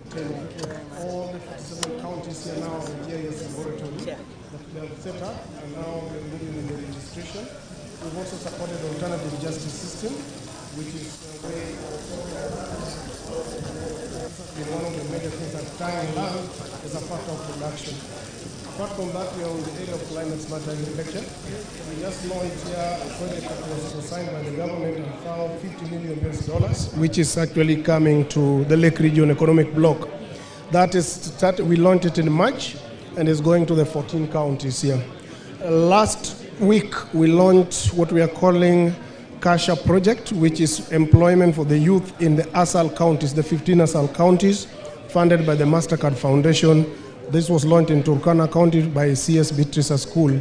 So we are targeting the youth in livestock value chain to give them employment. Thank you. Well done. Thank you. Thank you. Thank you very much. Excellency. You know this Gen Z. You know this Gen Z. They are our partners. Yes. Thank you so much, Your Excellency. This is SMACS Foundation. We are working with young people in agriculture, climate action, and beekeeping. This is how we do traditional beekeeping. These are the traditional instruments which we strongly encourage because the beekeepers love the bees and they keep them well.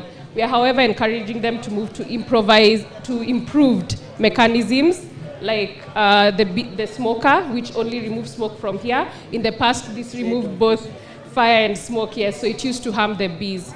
We're also encouraging our beekeepers to move to the modern beehives so that they're able to collect more honey, especially for the Kenya top beehive, which was innovated in Kenya in the 1970s. This is the Langstroth catcher box, which, as you can see, it has this kind of buzz, and the Kenya top beehive has different kind of buzz. In between those. Yes. Yes, it is. Also, in regards to the 15 billion tree campaign, so far we've planted 754,000 trees in different parts across Kenya, and we are hoping you'll also invite us to your home area to participate in that. Absolutely. Thank you so much.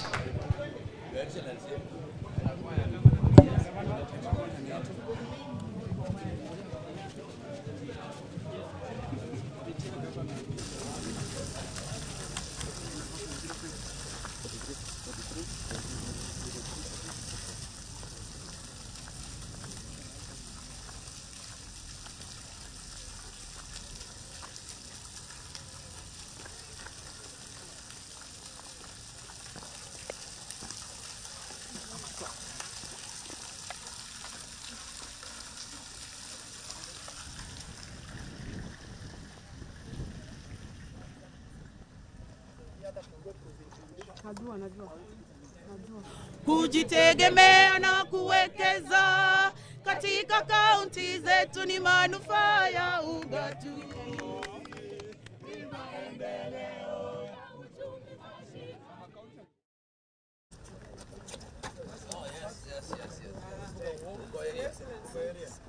The whole line is of county flags. All these are the 47 counties. The East African flag. Wonderful. Yeah. We can do our photo or something. This is him, eh? Yeah, you can see. Homabay scholar, patriot, architect of Devolution. We dare to dream of a Kenya where power truly belongs to the people, where every citizen's voice mattered and services reach every person. Once a weekend, the nation is ideas. The Constitution, they sacrifice and nature the legacy. It's passing.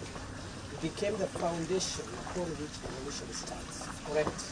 He will forever be remembered as the father of Kenya's devolved governance. No fallen, yet alive among us.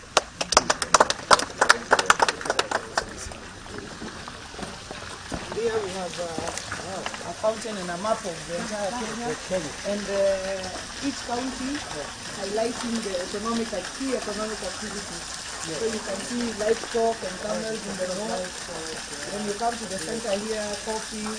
When you come to the lakeside here, fish, goats and vehicles. Wildlife. Wildlife in the harbor area. Exactly. Wow. And then livestock in Kajiado and the coast. You can see tourism at the coast. Yeah. So everybody has a different concept. We are an iconic thing. It's really sort of the original there. And that's why the council of Kenya is taking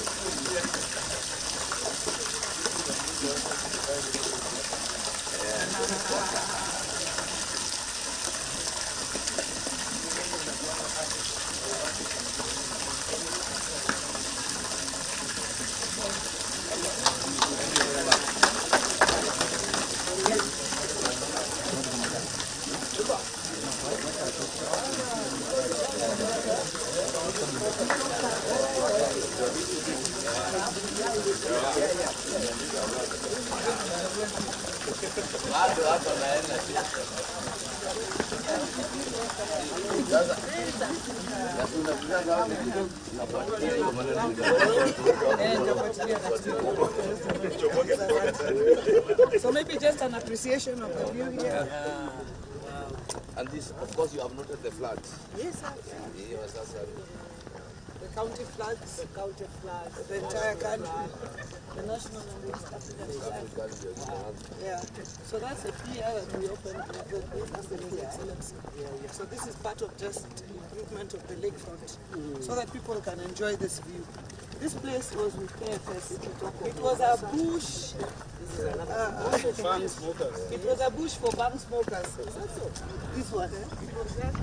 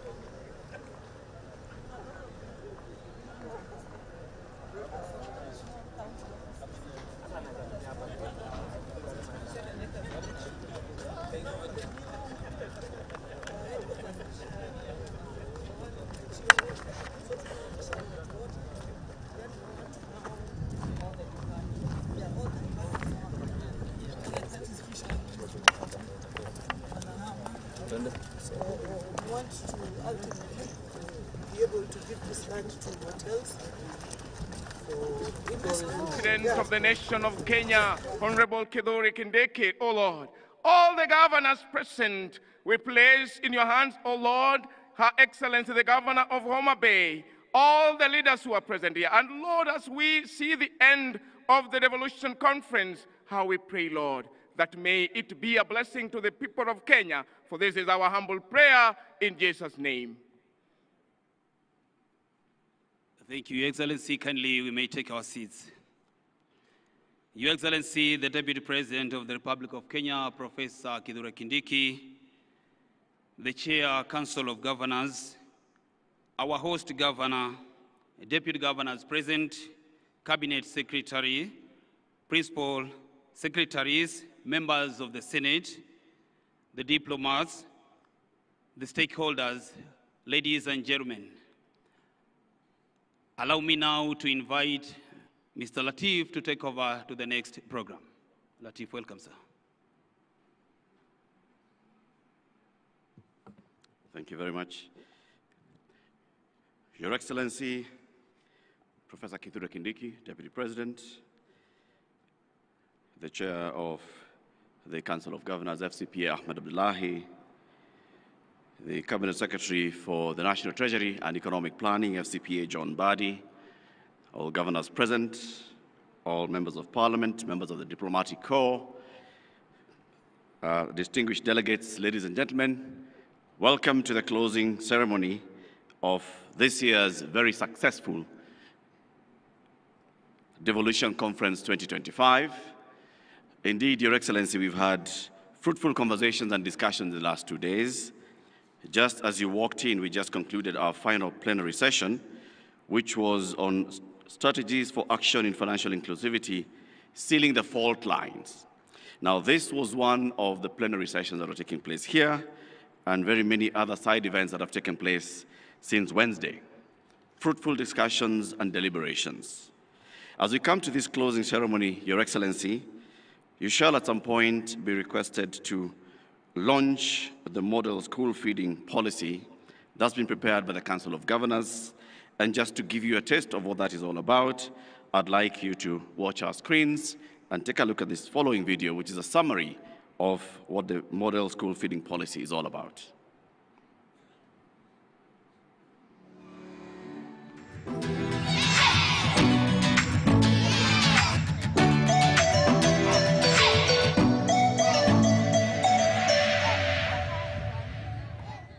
Each morning across Kenya, millions of children set off for school with dreams in their hearts. But often, empty stomachs. For many, the promise of a meal at school is not just nourishment, it's the very reason they come to learn. Number 3, number 4. Tulikunywa uji, tukacheza ball. Feeding program has done a lot. You see, learners, they don't miss school because they know that there is something that they will get from it. Yani wazazi wana ile feeling ya satisfaction wakijua mtoto wangu yuko shule na anakula. Kenya's school feeding journey began nearly 5 decades ago. In 1978, the country launched one of its most iconic nutrition initiatives, Maziwa ya Nyayo, a school milk program introduced under President Daniel Arap Moi. Its goal was simple yet profound: to keep children in school, enhance their health, and create a more equitable learning environment. Though impactful, the program was not built to last and hence not sustainable, and eventually it faded. The 1980s and 90s brought new life to school feeding through various global partnerships. These efforts targeted Kenya's most food-insecure regions, offering life-saving support while improving enrollment and learning outcomes. But they were externally driven, reliant on donor priorities, uncertain funding, and fragile logistics. With hunger, you cannot be interested or you cannot have the concentration in school. In 2009, Kenya introduced a game-changing idea, the Homegrown School Meals Program. HGSMP. This approach links learning with livelihoods, sourcing food locally, empowering farmers, and putting communities at the heart of the solution. Personally, kama mkulima, ningependa kusema kwamba hii program ya feeding imesaidia sana. At least tunaweza sema kwamba mkulima amepata faida kidogo. It proved that when we feed the children, we also feed economies and hope. The food is normally hot in lunchtime. The parents have been playing a pivotal role. We have specifically picked on one parent who provides the school with Sukuma Wiki, and over the years we have never had any issue of a learner complaining about stomach problems. Community inasaidia kwa sababu mambo ya uji community ilikuwa inatoa. Wakati wa mchele sisi kama community tuliona mchele bila kitu kingine kuweka ndani haikuwa mzuri, basi tukakubaliana na wazazi wakuwa wanatoa maragwe. Sisi kama wazazi tunachangia pesa kidogo tu ili kuweza kusupport program ili watoto wetu wapate chakula kizuri zaidi, na tunafurahia kwa maana tunaiona. Kama school community tumeingia kwa mifuko zetu. At least tumenunua hizo like firewood, maji na kutafuta wapishi. The 2010 Constitution brought a new era, devolving early childhood development education (ECDE) to county governments and they had the mandate and responsibility to design school feeding programs tailored to their unique context. Lunch na kulaga mchele na dengu na nani. Lunchtime I eat with my friends. Nikishiba naweza cheza na marafiki zangu. Counties across Kenya rose to the challenge with innovation, determination, and compassion. From Wajir to Embu, Kisumu to Kericho, Machakos to Mombasa, new models emerged, reflecting strong political will and local ownership to ensure the children of Kenya would be served nutritious meals that would keep them healthy and enhance their participation in school.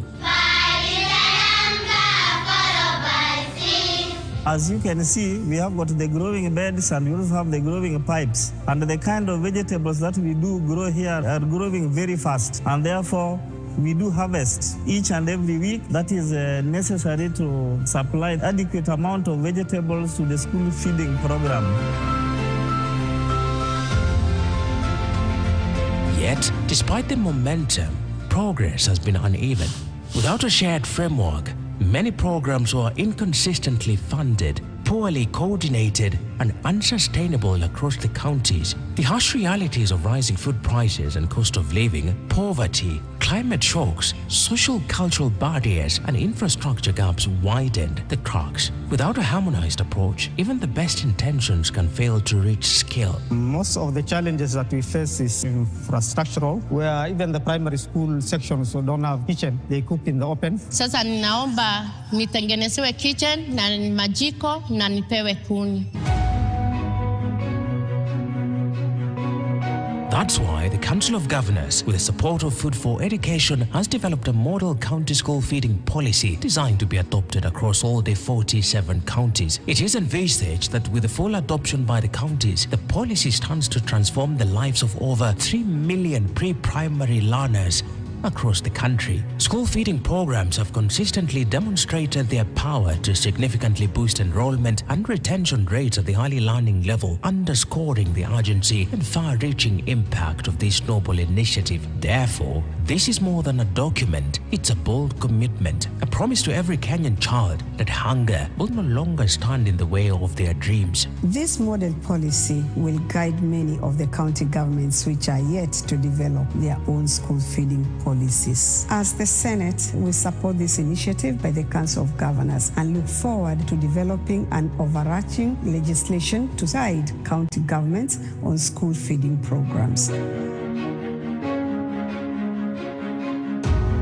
This policy is built on 8 pillars designed to address critical areas such as 1. Social protection and inclusion. No child, regardless of where they are born, should be left behind. 2. Nutrition and health promotion. Because nutritious food means better learning, stronger bodies, and a brighter future for all children. 3. Community engagement. Parents, teachers, and local leaders are no longer bystanders but co-creators of solutions. 4. Infrastructure. Building kitchens, dining spaces, and clean water systems to support safe and dignified feeding environments. 5. food storage, handling, and safety. Implementing quality control across the value chain from delivery to the child's plate. 6. Financing. Establishing innovative, sustainable funding models, including public, private, and philanthropic contributions. 7. Partnerships. Harnessing the strengths of government, NGOs, the private sector, and local producers. 8. Governance, coordination, and accountability. Promoting transparency, data-driven planning, and continuous evaluation across all levels of implementation. I would like to urge the various government agencies involved that, if possible, they should support school feeding programs because it is very helpful to the learners. Wazazi wengi walimikubali hili swala na sidhani kama kuna mzazi analipinga. This benefits our children. I, being a parent, it benefits my child. So I am game with it. I am in for it. So Governor, nawaomba kumbatieni kitu kwa moyo wenu msafi kabisa na mutaona matunda yake. This is Devolution's moment, a moment to unite all the 47 counties under a bold and shared vision to nourish every child, fulfill dreams, and empower communities to build a nation where food is not a privilege but a right. Because no child, regardless of their background, should be left behind due to classroom hunger.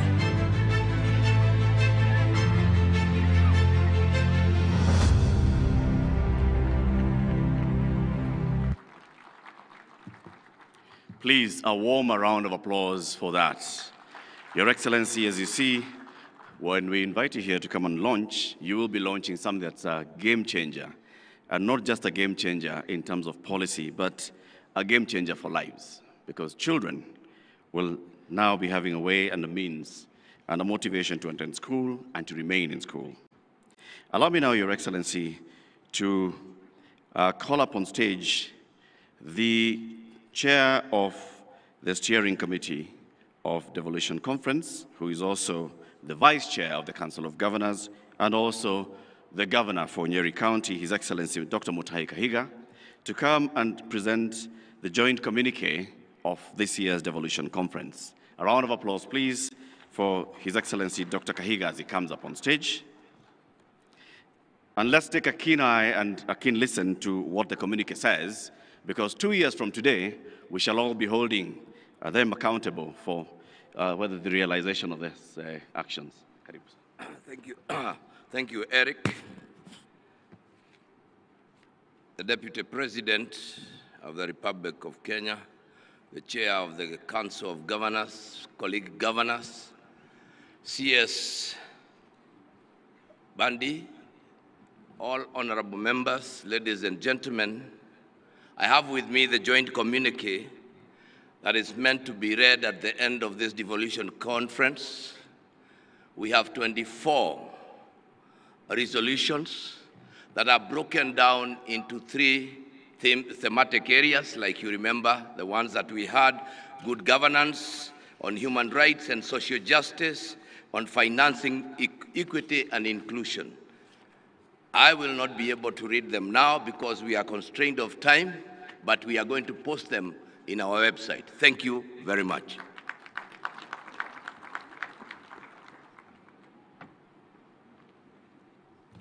Thank you, Your Excellency, Dr. Kahiga.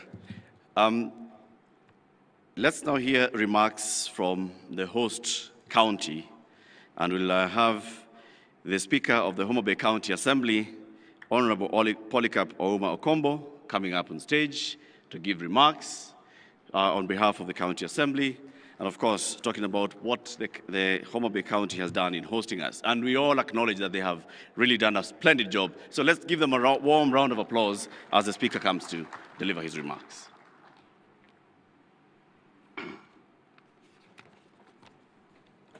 To the Deputy President, allow me to ride on the protocol as already been established, and also allow me to welcome you officially to Homabay County, the land of endless potential. The past 2 days, the pioneers of devolution has been in this podium, and they have made remarkable remarks as far as devolution is concerned. So I wouldn't want to talk too much to contradict them, since most of what the county assemblies were advocating for had been well articulated by our able chairman of the CAF, who is also the speaker of the Kwale County, where the issues were revolving around the World Fund, MCS pensions, and also financial independence. Your Excellency, our role as the County Assembly are only three, which is legislation, oversight, and representation. In Homabay County, in the recent past, we have come up with many policies and many bills that has always supported Her Excellency the Governor to implement some of our promises to the voters and enable the devolution to work. Chief among them, there are about 14, but chief among them, if you have been touring Homabay County since you were here, and you've seen how our beachfront is coming up and is looking nice, we came up with Homabay Lakefront Development Corporation Bill that has now enabled Our Excellency to fulfill our dream of making Homabay County a city.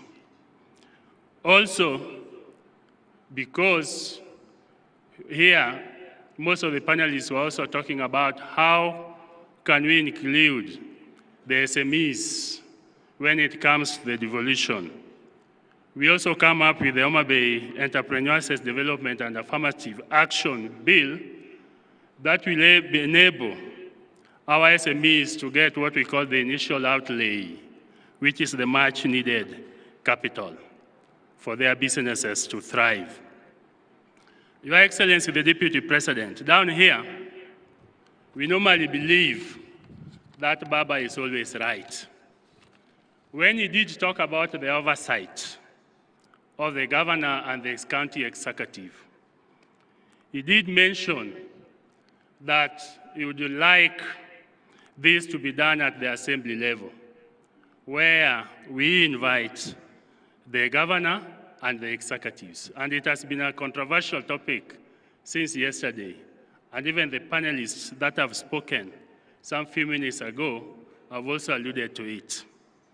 I can reliably assure you that we, as the Assembly, normally invite the executive and the different committees to oversight them at the primary level. What now remains, after giving clear reports on our recommendation, is now the implementation of these reports. And I believe that is now where the Senate needs to plug in to ensure that the reports are actually implemented to the latter.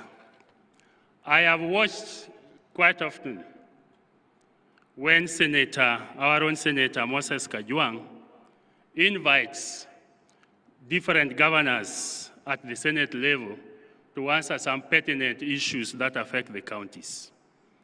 And normally what I wonder, where I sit, is that at the time that the audit is being done by the Auditor General, they find out some gaps where most of it is non-production of the documents. But when they reach at the Senate level, now you see the documents are being produced. Then you wonder why now the executive gets these documents. It means there's a gap somewhere. It means there's somebody that is letting down the executive, the people who are responsible to be giving these documents. Your Excellency, let me also take this humble opportunity to also thank the President for signing into law the bill that has given the county assemblies an autonomy. I want to reiterate his sentiments by saying that this financial independence should be used prudently to serve the people through a clear, transparent, and in an accountable manner while doing our oversight role. Besides, financial independence does not mean that we now fight the executive. We can perform that responsibility in a professional, effective manner and point out the areas that require improvement, since there's always room for improvement in order to take corrective action. Your Excellency, ladies and gentlemen, for bottom-up economic model to be fully incorporated in our economy, there is also need to ensure that World Fund is also included in the new law creating NGCDF as requested by our chairman of CAF. MCAs are the gate to the people at the bottom of the economic pyramid. They interact with them on a daily basis and understand their unique needs that should be addressed. When we give an opportunity to manage some funds at that level, I think more meaningful development will be realized. As you retreat back to your respective counties, remember that the former US President Barack Obama, who is also our son, said, "We must leave this world a better place than we inherited it from our grandchildren. Let us strive to make devolution work by engaging in programs that will help better our society." Thank you very much. Thank you very much, Honorable Speaker. Allow me now, Your Excellency, to call up on stage the Whip of the Council of Governors, His Excellency Governor Stephen Sang, to come and run the rest of the program, which will lead to you delivering the closing remarks. Asante.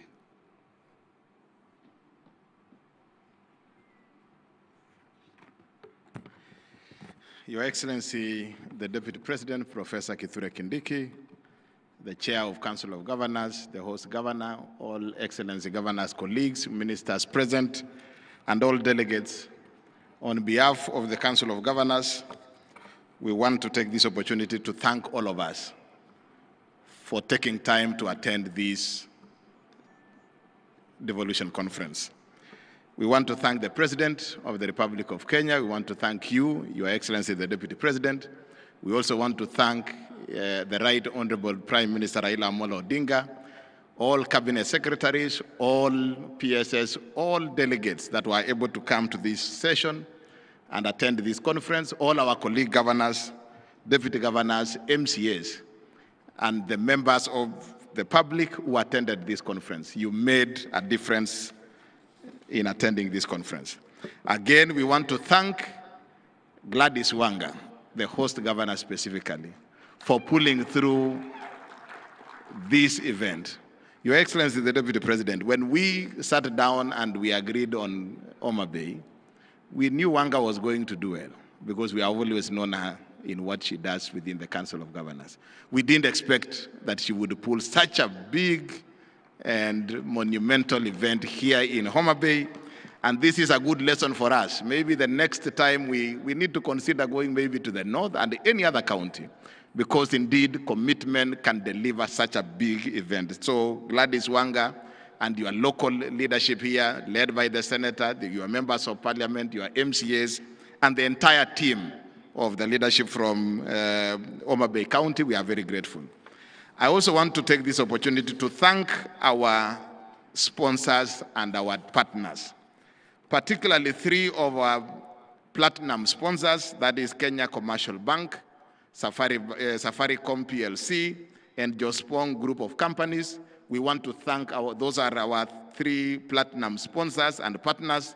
We also want to thank FLOCA, FAO, EU, CPF, Cooperative Bank, GIZ, Lab Fund, World Bank, UKAID, Danish Embassy, AGRA, KBL, Equity, ILO, Isuzu, Kenya Airways, KEPRO, and CBM, and all our partners. We want to thank you in a very special way for making this event a success.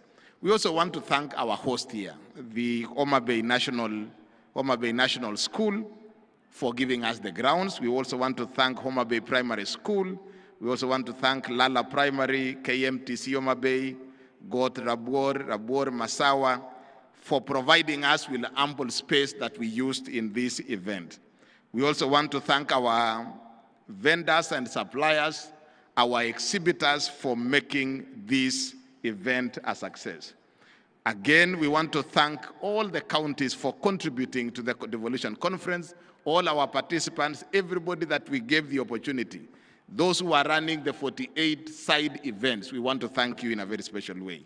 Last but not least is to thank the steering committee led by our Vice Chair, Mwalimu Kahiga. You have demonstrated a lot of commitment in running this. You have been to Homabay almost 3 or 4 times, chairing several meetings here. We want to thank you and the steering committee in a very special way for the work that you have done in pulling this through. And also our planning committee, chaired by our CEO, Mary Mwiti, together with the dedicated staff within the COG. The COG Secretariat, we know for the last 2 or so months you have not slept, working around the clock to pull this through. We want to thank you in a very special way. And of course, the overall leadership of COG led by our chairman. Asante sana FCPA for the work that you have done, and everybody. The speech was long and I am not going to go through the entire speech word by word. The message is this: we are very grateful. Whoever played a role, those of us who have contributed in a very special way, we want to say thank you. I now want to take this opportunity to invite our host governor, Governor Gladys Wanga, who has pulled through this huge event. Tumpigie makofi Gladys Wanga, and she will run the program to the end. Karibu sana, Governor. Asante sana. Your Excellency, the Deputy President of the Republic of Kenya, I think Governor Sang is thanking me profusely, maybe for the conference, but also because last night I brought for him some Ogangla singers, and he unleashed some very good talent in dancing. So he unleashed some very good dancing talent, and I hope you did enjoy yourself. So, Your Excellency, the Deputy President of the Republic of Kenya, our Council of Governors Chairman, His Excellency FCPA Ahmed Abdullahi, and the Vice Chairman, His Excellency Mutahi Kahiga, colleague governors present, deputy governors led by my own Deputy Governor, His Excellency Oyugi Magwanga. Please just wave for recognition. Asante sana for the support that you've given us to go through with this. Honorable Senators and members of the National Assembly, led by our own local team, Homabay here. Please, our local MPs, please just rise. And when I say local, I mean the entire region. Please, I just want to recognize you so that you can be seen. You've been here throughout. Honorable George Peter Pondokaluma, Area MP for Homabay Town Constituency. Honorable Dr. Joyce Osogo Bensuda, MP for Homabay County. Honorable Senator Moses Otieno Kajwang, our Senator for Homabay and Chairman of the Public Accounts Committee in the Senate. Honorable Senator Eddie Okech, Senator for Migori County and Chairman of the Transport Committee. Honorable Dr. James Wambura Nyikal, Member of Parliament for Seme and Chairman of the Health Committee in the National Assembly. Asante sana. Honorable Senator Catherine Muma, nominated Senator from Kisumu County. Asante sana. Our County Executive Committee members, please just rise. The CCs from Homabay, just rise and wave. Asanteni sana. You've done a good job. You have put in a lot of work to make this happen. Members of constitutional commissions and independent officers, development partners, private sector, academia, media, and civil society, our esteemed partners and exhibitors, distinguished guests, ladies and gentlemen. Your Excellency, when we opened the DevCon 2025 3 days ago, we set out to show that devolution is not just a constitutional chapter, it is the living engine for equity, inclusion, and social justice. And you, our delegates, have shown it in action. We began on the first day with a good governance, where we reminded ourselves that transparency, accountability, and citizen participation are the backbone for devolved success. Sharing innovations, from open data portals, automation, digitization, to drone-delivered medicines. We then moved to the second day on human rights and social justice, where we agreed that no Kenyan should be left behind, whether they are a woman in a rural market, a young innovator in an urban hub, a person living with disability, or a refugee seeking dignity. Today, the third day, Your Excellency, is on financing equity and inclusion, where we tackled the tough question of how to fund our ambitious and fairly and sustainably exploring innovative financing approaches, including private sector partnership, MSME financing, equitable health budgets, poor procurement, and climate resilience funding. Let me take this opportunity to welcome you, Your Excellency Deputy President, to Homabay and DevCon 2025. It is befitting that you are the chief guest for the closing session, given your role as the chair of IBEC. You have reformed IBEC to an effective engagement forum for both national and county governments. From where we were somewhere where we were just a talk shop, moving around, you have reformed IBEC to an effective engagement platform where things get done. We urge you, Your Excellency, to continue strengthening IBEC until we fully operationalize the concept of funds following functions. DevCon was not just about plenaries and panels. It was about people, connections, and shared experiences. Before the conference began, Your Excellency, we hosted a vibrant pre-devolution conference experience that turned Homabay into a playground of culture, innovation, and adventure. Delegates witnessed the bold creativity of our youth at the Innovate 254 hackathon, felt the thrill of skating and bicycle racing through our streets, and embraced the rhythm of the Bay with spirited boat racing and island hopping from Rusinga to Takawiri on the water bus. We brought back the spirit of community with traditional games like Ajua, the energy of tug of war, and the endurance of the Rowan Marathon. Your Excellency, we took Governor Kahiga to the Ruma National Park, and you remember when you were in your office, he was asking whether he was really going to sleep in a tent. He truly slept in a tent, and he realized he could sleep actually and wake up in the tent and still be here for the conference. We hope that you will tell a different story of Homabay now that you have come and experienced the Bay with all its beauty. Let me take this opportunity on behalf of the people of Homabay to extend a heartfelt gratitude to all those who made this conference impactful. Even if COG, as the whip has done, has appreciated everybody, I feel heavily in my heart that because of the gratitude we feel on behalf of Homabay, to just say thank you once more.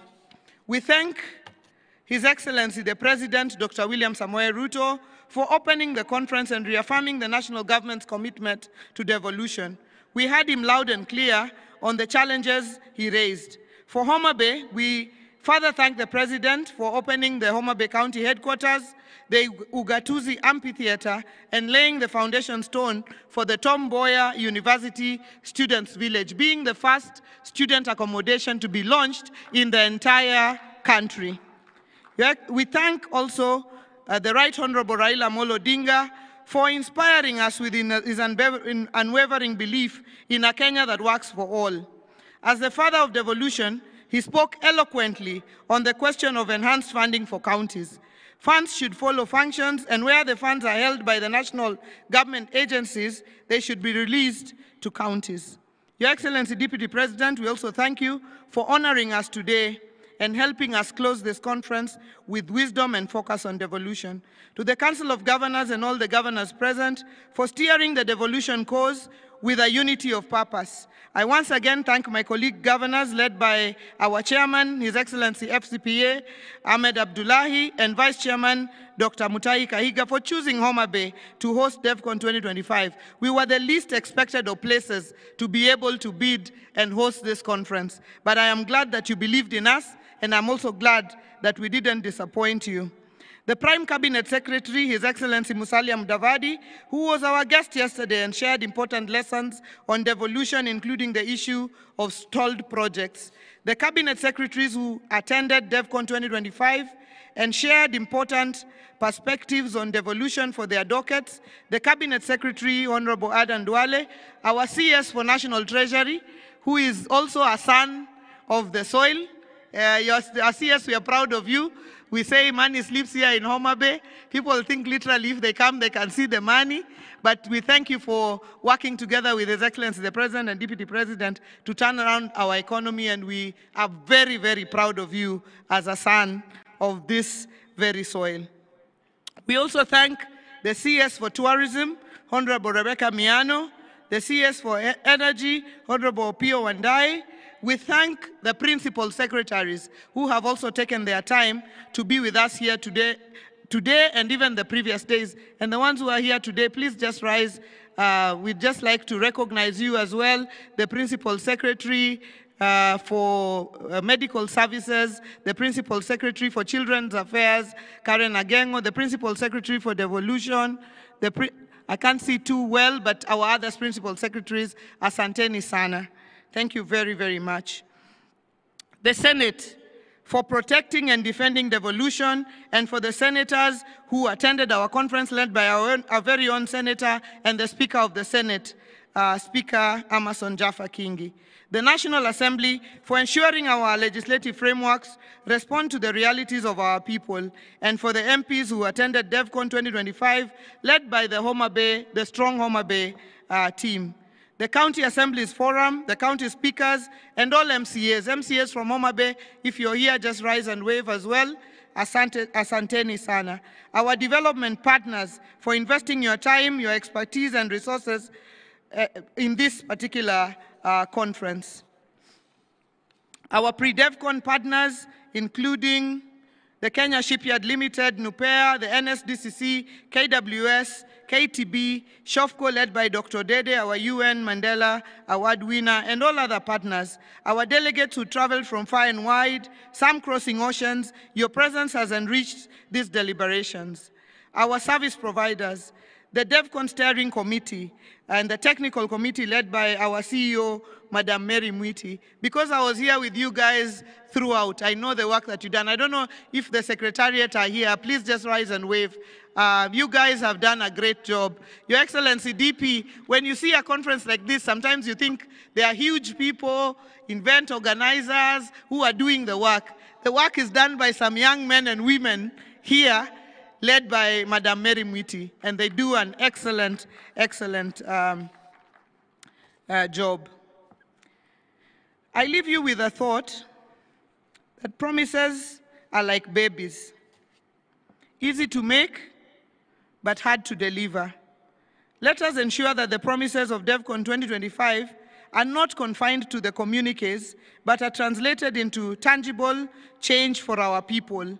Real human interest stories like the ones our Fundimangula graduates share, stories of transformation and livelihood change. Devolution must be about transforming lives. Devolution must be about delivering on county functions. Devolution must be living the promise of the Constitution 2010. Devolution is the currency for powering our economic growth. Your Excellency, I thank everybody, and where we may have offended you or not met your expectations, please do forgive us. But otherwise, we hope that we have granted you a wonderful stay in Homabay. Please make time to come back again and visit this bay of endless potential. Asanteni sana. Another round of applause for Governor Wanga. Asante sana. In an attempt to shorten that, our vote of thanks, we forgot the key three organizers of this forum is the Senate, the Council of Governors, and the Office of the Deputy President. We want to thank you, Your Excellency, and your office, the State Department of Devolution for the support and the work that has gone into this organization. We also want to thank the Senate, the Right Honorable Speaker of the Senate, Bwana Kingi, and our colleague senators who are present here, Kajwang and your team. We really want to thank the Senate for the support and the entire Secretariat of the Senate that has supported us in this engagement. I now want to invite Waziri John Mbadi, the Cabinet Secretary for National Treasury, to come and make his remarks. Waziri, it is too early for us to make a judgment as to what you are doing, but whatever it is that you are doing, keep doing. It's working. Karibu sana.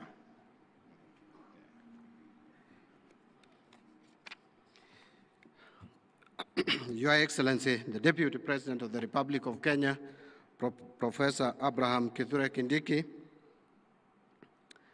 the Honorable Chair of the Council of Governors, Honorable Governors present here led by the host Governor Gladys Wanga, Honorable Members of Parliament, both the National Assembly and the Senate, Honorable Speakers of County Assemblies, distinguished officers from the national and county governments, representatives of the civil society organizations, development partners, members of the private sector, fellow Kenyans, good afternoon.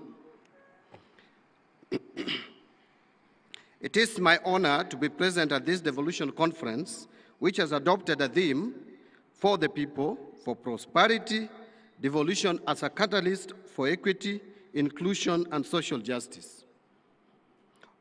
Authentic inclusion must promote the participation of the people.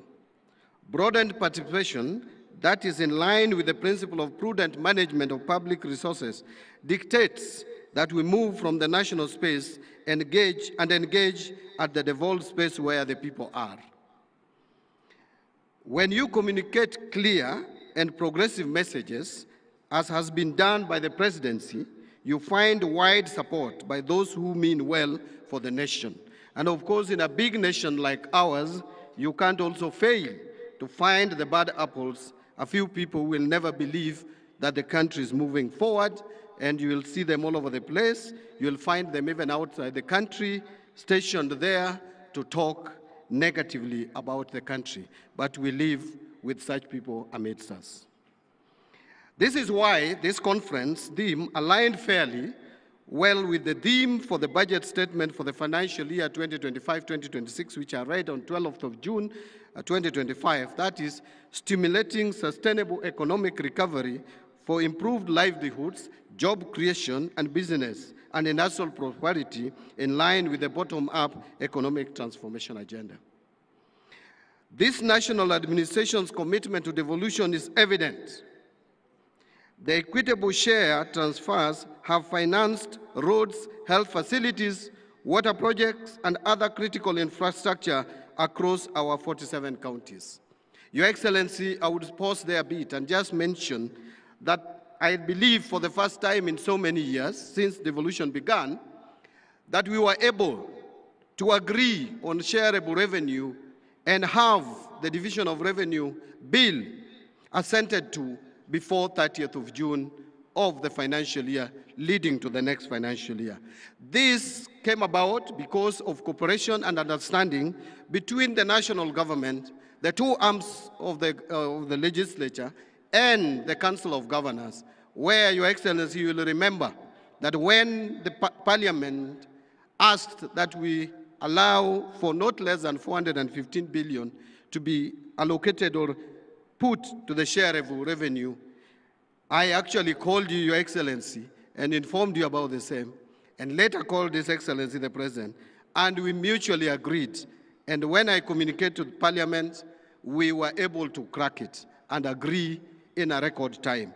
That is what we call supporting devolution. I know the funds are not yet enough, but we are progressively moving to where we will be allocating enough resources to support service provision to our counties. Something also worth noting, Your Excellency, is that again, for the first time in a long period of time, we were able to transfer all the resources in terms of shareable revenue to the 47 counties before the end of financial year, including the arrears from the previous financial year. And I want to report here, Your Excellency, and I know the President must have spoken to this, that last Monday we managed to transfer the July allocation to our counties. And I want to give a commitment that we will continue to prioritize funding to counties. We'll be releasing money in good time for our counties to be able to move and provide services to our people. However, Your Excellency, the promise of devolution can only be fully realized if both the national and county governments work in close partnership, grounded in mutual accountability and prudent financial management. The example that we see in this county is a clear example of both national and county governments partnering together to deliver services to the people. Your Excellency, when you move around in this county, and more particularly in Homabay town, you will see massive improvement in this town. This is something that was not there 3 years ago. Your Excellency, it is as a result of partnership and cooperation between the two levels of government. And I believe that our county government, led by Governor Gladys Wanga, will still continue to partner with us at the national government level to be able to give services to our people. And that should be replicated across the country.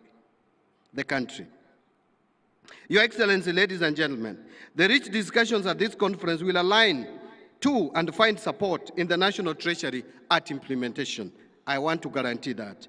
You will recall, for example, that as a commitment towards attainment of universal health coverage, the national government allocated well over 204 billion shillings towards the sector in the financial year 2025-2026. To promote inclusive development, the National Treasury has been implementing a number of initiatives, such as the Kenya Rural Financing Inclusion Facility Project, Credit Guarantee Scheme targeting the MSMEs, and establishment of Kenya Mortgage Refinancing Company targeting to support the affordable housing program. I am happy to report that these initiatives are beginning to bring positive results, which have already been outlined in the course of the conference. Allow me, however, to highlight one initiative, that is financing climate action. Through this program, Your Excellency, the National Treasury has disbursed well over 7 billion shillings to 47 counties as part of the second tranche of the County Climate Resilience Investment grants under the Financing Locally Led Climate Action Program, otherwise known as FLOCA. This substantial investment marks a significant milestone in Kenya's climate financing architecture, reinforcing the country's commitment to locally led, community-driven climate action. Supported by the government of Kenya, the World Bank, and the governments of Germany, Sweden, Denmark, and the Netherlands, the county climate resilience investment grants respond to the urgent need for effective, locally led climate actions. The funding allows county governments to operationalize their county climate change action plans and invest in priority climate resilience initiatives which are tailored towards unique climate vulnerabilities, ultimately advancing a more sustainable and climate secure future for all of us. I lay emphasis on this initiative as I mentioned that the CCRI grants represent a bottom-up approach. More specifically, it adopts this approach to climate finance, enabling county governments and local communities to take the lead in designing and implementing tailored projects that address local climate risks and build climate change resilience for long-term sustainability. This disbursement for the financial year 2025-26 will empower communities most vulnerable to climate change to drive sustainable development and long-term resilience. Our progress speaks volumes, and to date, the program has achieved remarkable national coverage, reaching 1,137 wards out of 1,450 ward target, which is a performance of 78.4%. Each new ward represents another community equipped to write its own climate resilience story. Your Excellency, ladies and gentlemen, in the education sector, the national government has committed to continue undertaking education reforms, expanding infrastructure in all learning institutions, and strengthening linkages between industry and training institutions in order to enhance access to education at all levels. Priority will be given to recruitment and training of teachers, enrollment of school children of pre-primary age in schools. In recruitment and training of teachers, Your Excellency, this audience will appreciate that this government made a promise to employ 100,000 teachers in 5 years. As we speak, the performance level is at 76%. 76,000 teachers have been recruited, and we plan to recruit additional 24,000 in December and January, completing the 100% way ahead of the targeted time period. We will be expanding school feeding program or supporting expansion of school feeding program and providing learners with day meals. Construction and equipment of TVET institutions in 52 constituencies is ongoing, equipping 72 existing TVET institutions, recruiting 2,000 technical trainers and instructors, and establishing incubation centers in every TVET institution, and online learning in TVET institutions and universities. Your Excellency, allow me to highlight a few more issues on devolution as a catalyst for prosperity. By bringing resources, decision-making, and services closer to the people, devolution has opened new pathways for inclusive growth, job creation, and equitable development across all 47 counties. It has enabled previously marginalized areas to access infrastructure, health services, education, and economic opportunities, narrowing the historical inequalities that have long been hindered national cohesion. When effectively managed, devolution becomes an engine that not only drives economic expansion, but also ensures that prosperity is felt in every village, in every town, and every community across our nation. However, in order to continue to achieve this prosperity, public finance management reforms is critical in both levels of government. The National Treasury established the Public Financial Management Reforms Secretariat to coordinate public finance management reforms at both levels of government. The overall objective of the reforms is to achieve a public finance management system that promotes transparency, accountability, equity, fiscal discipline, and efficiency in the management and use of public resources for improved service delivery and economic development. Currently, the Secretariat, through the implementing counties and MDAs, are implementing PFM reform strategy of 2023-2028. Some of the reforms we are advocating and requesting for collaboration from the county governments include compliance with the fiscal responsibility principles as set out in the Public Finance Management Act, Cap 412A, full rollout and implementation of the tariffs and pricing policy, and implementation of the national policy on enhancement of county government's own source revenue. Specifically, on the management of wage bill, the National Treasury has supported the re-engineering of Human Resource Information System Kenya. The system is meant to consolidate human resource data in the public service data and put in place effective wage bill controls. Your Excellency, as I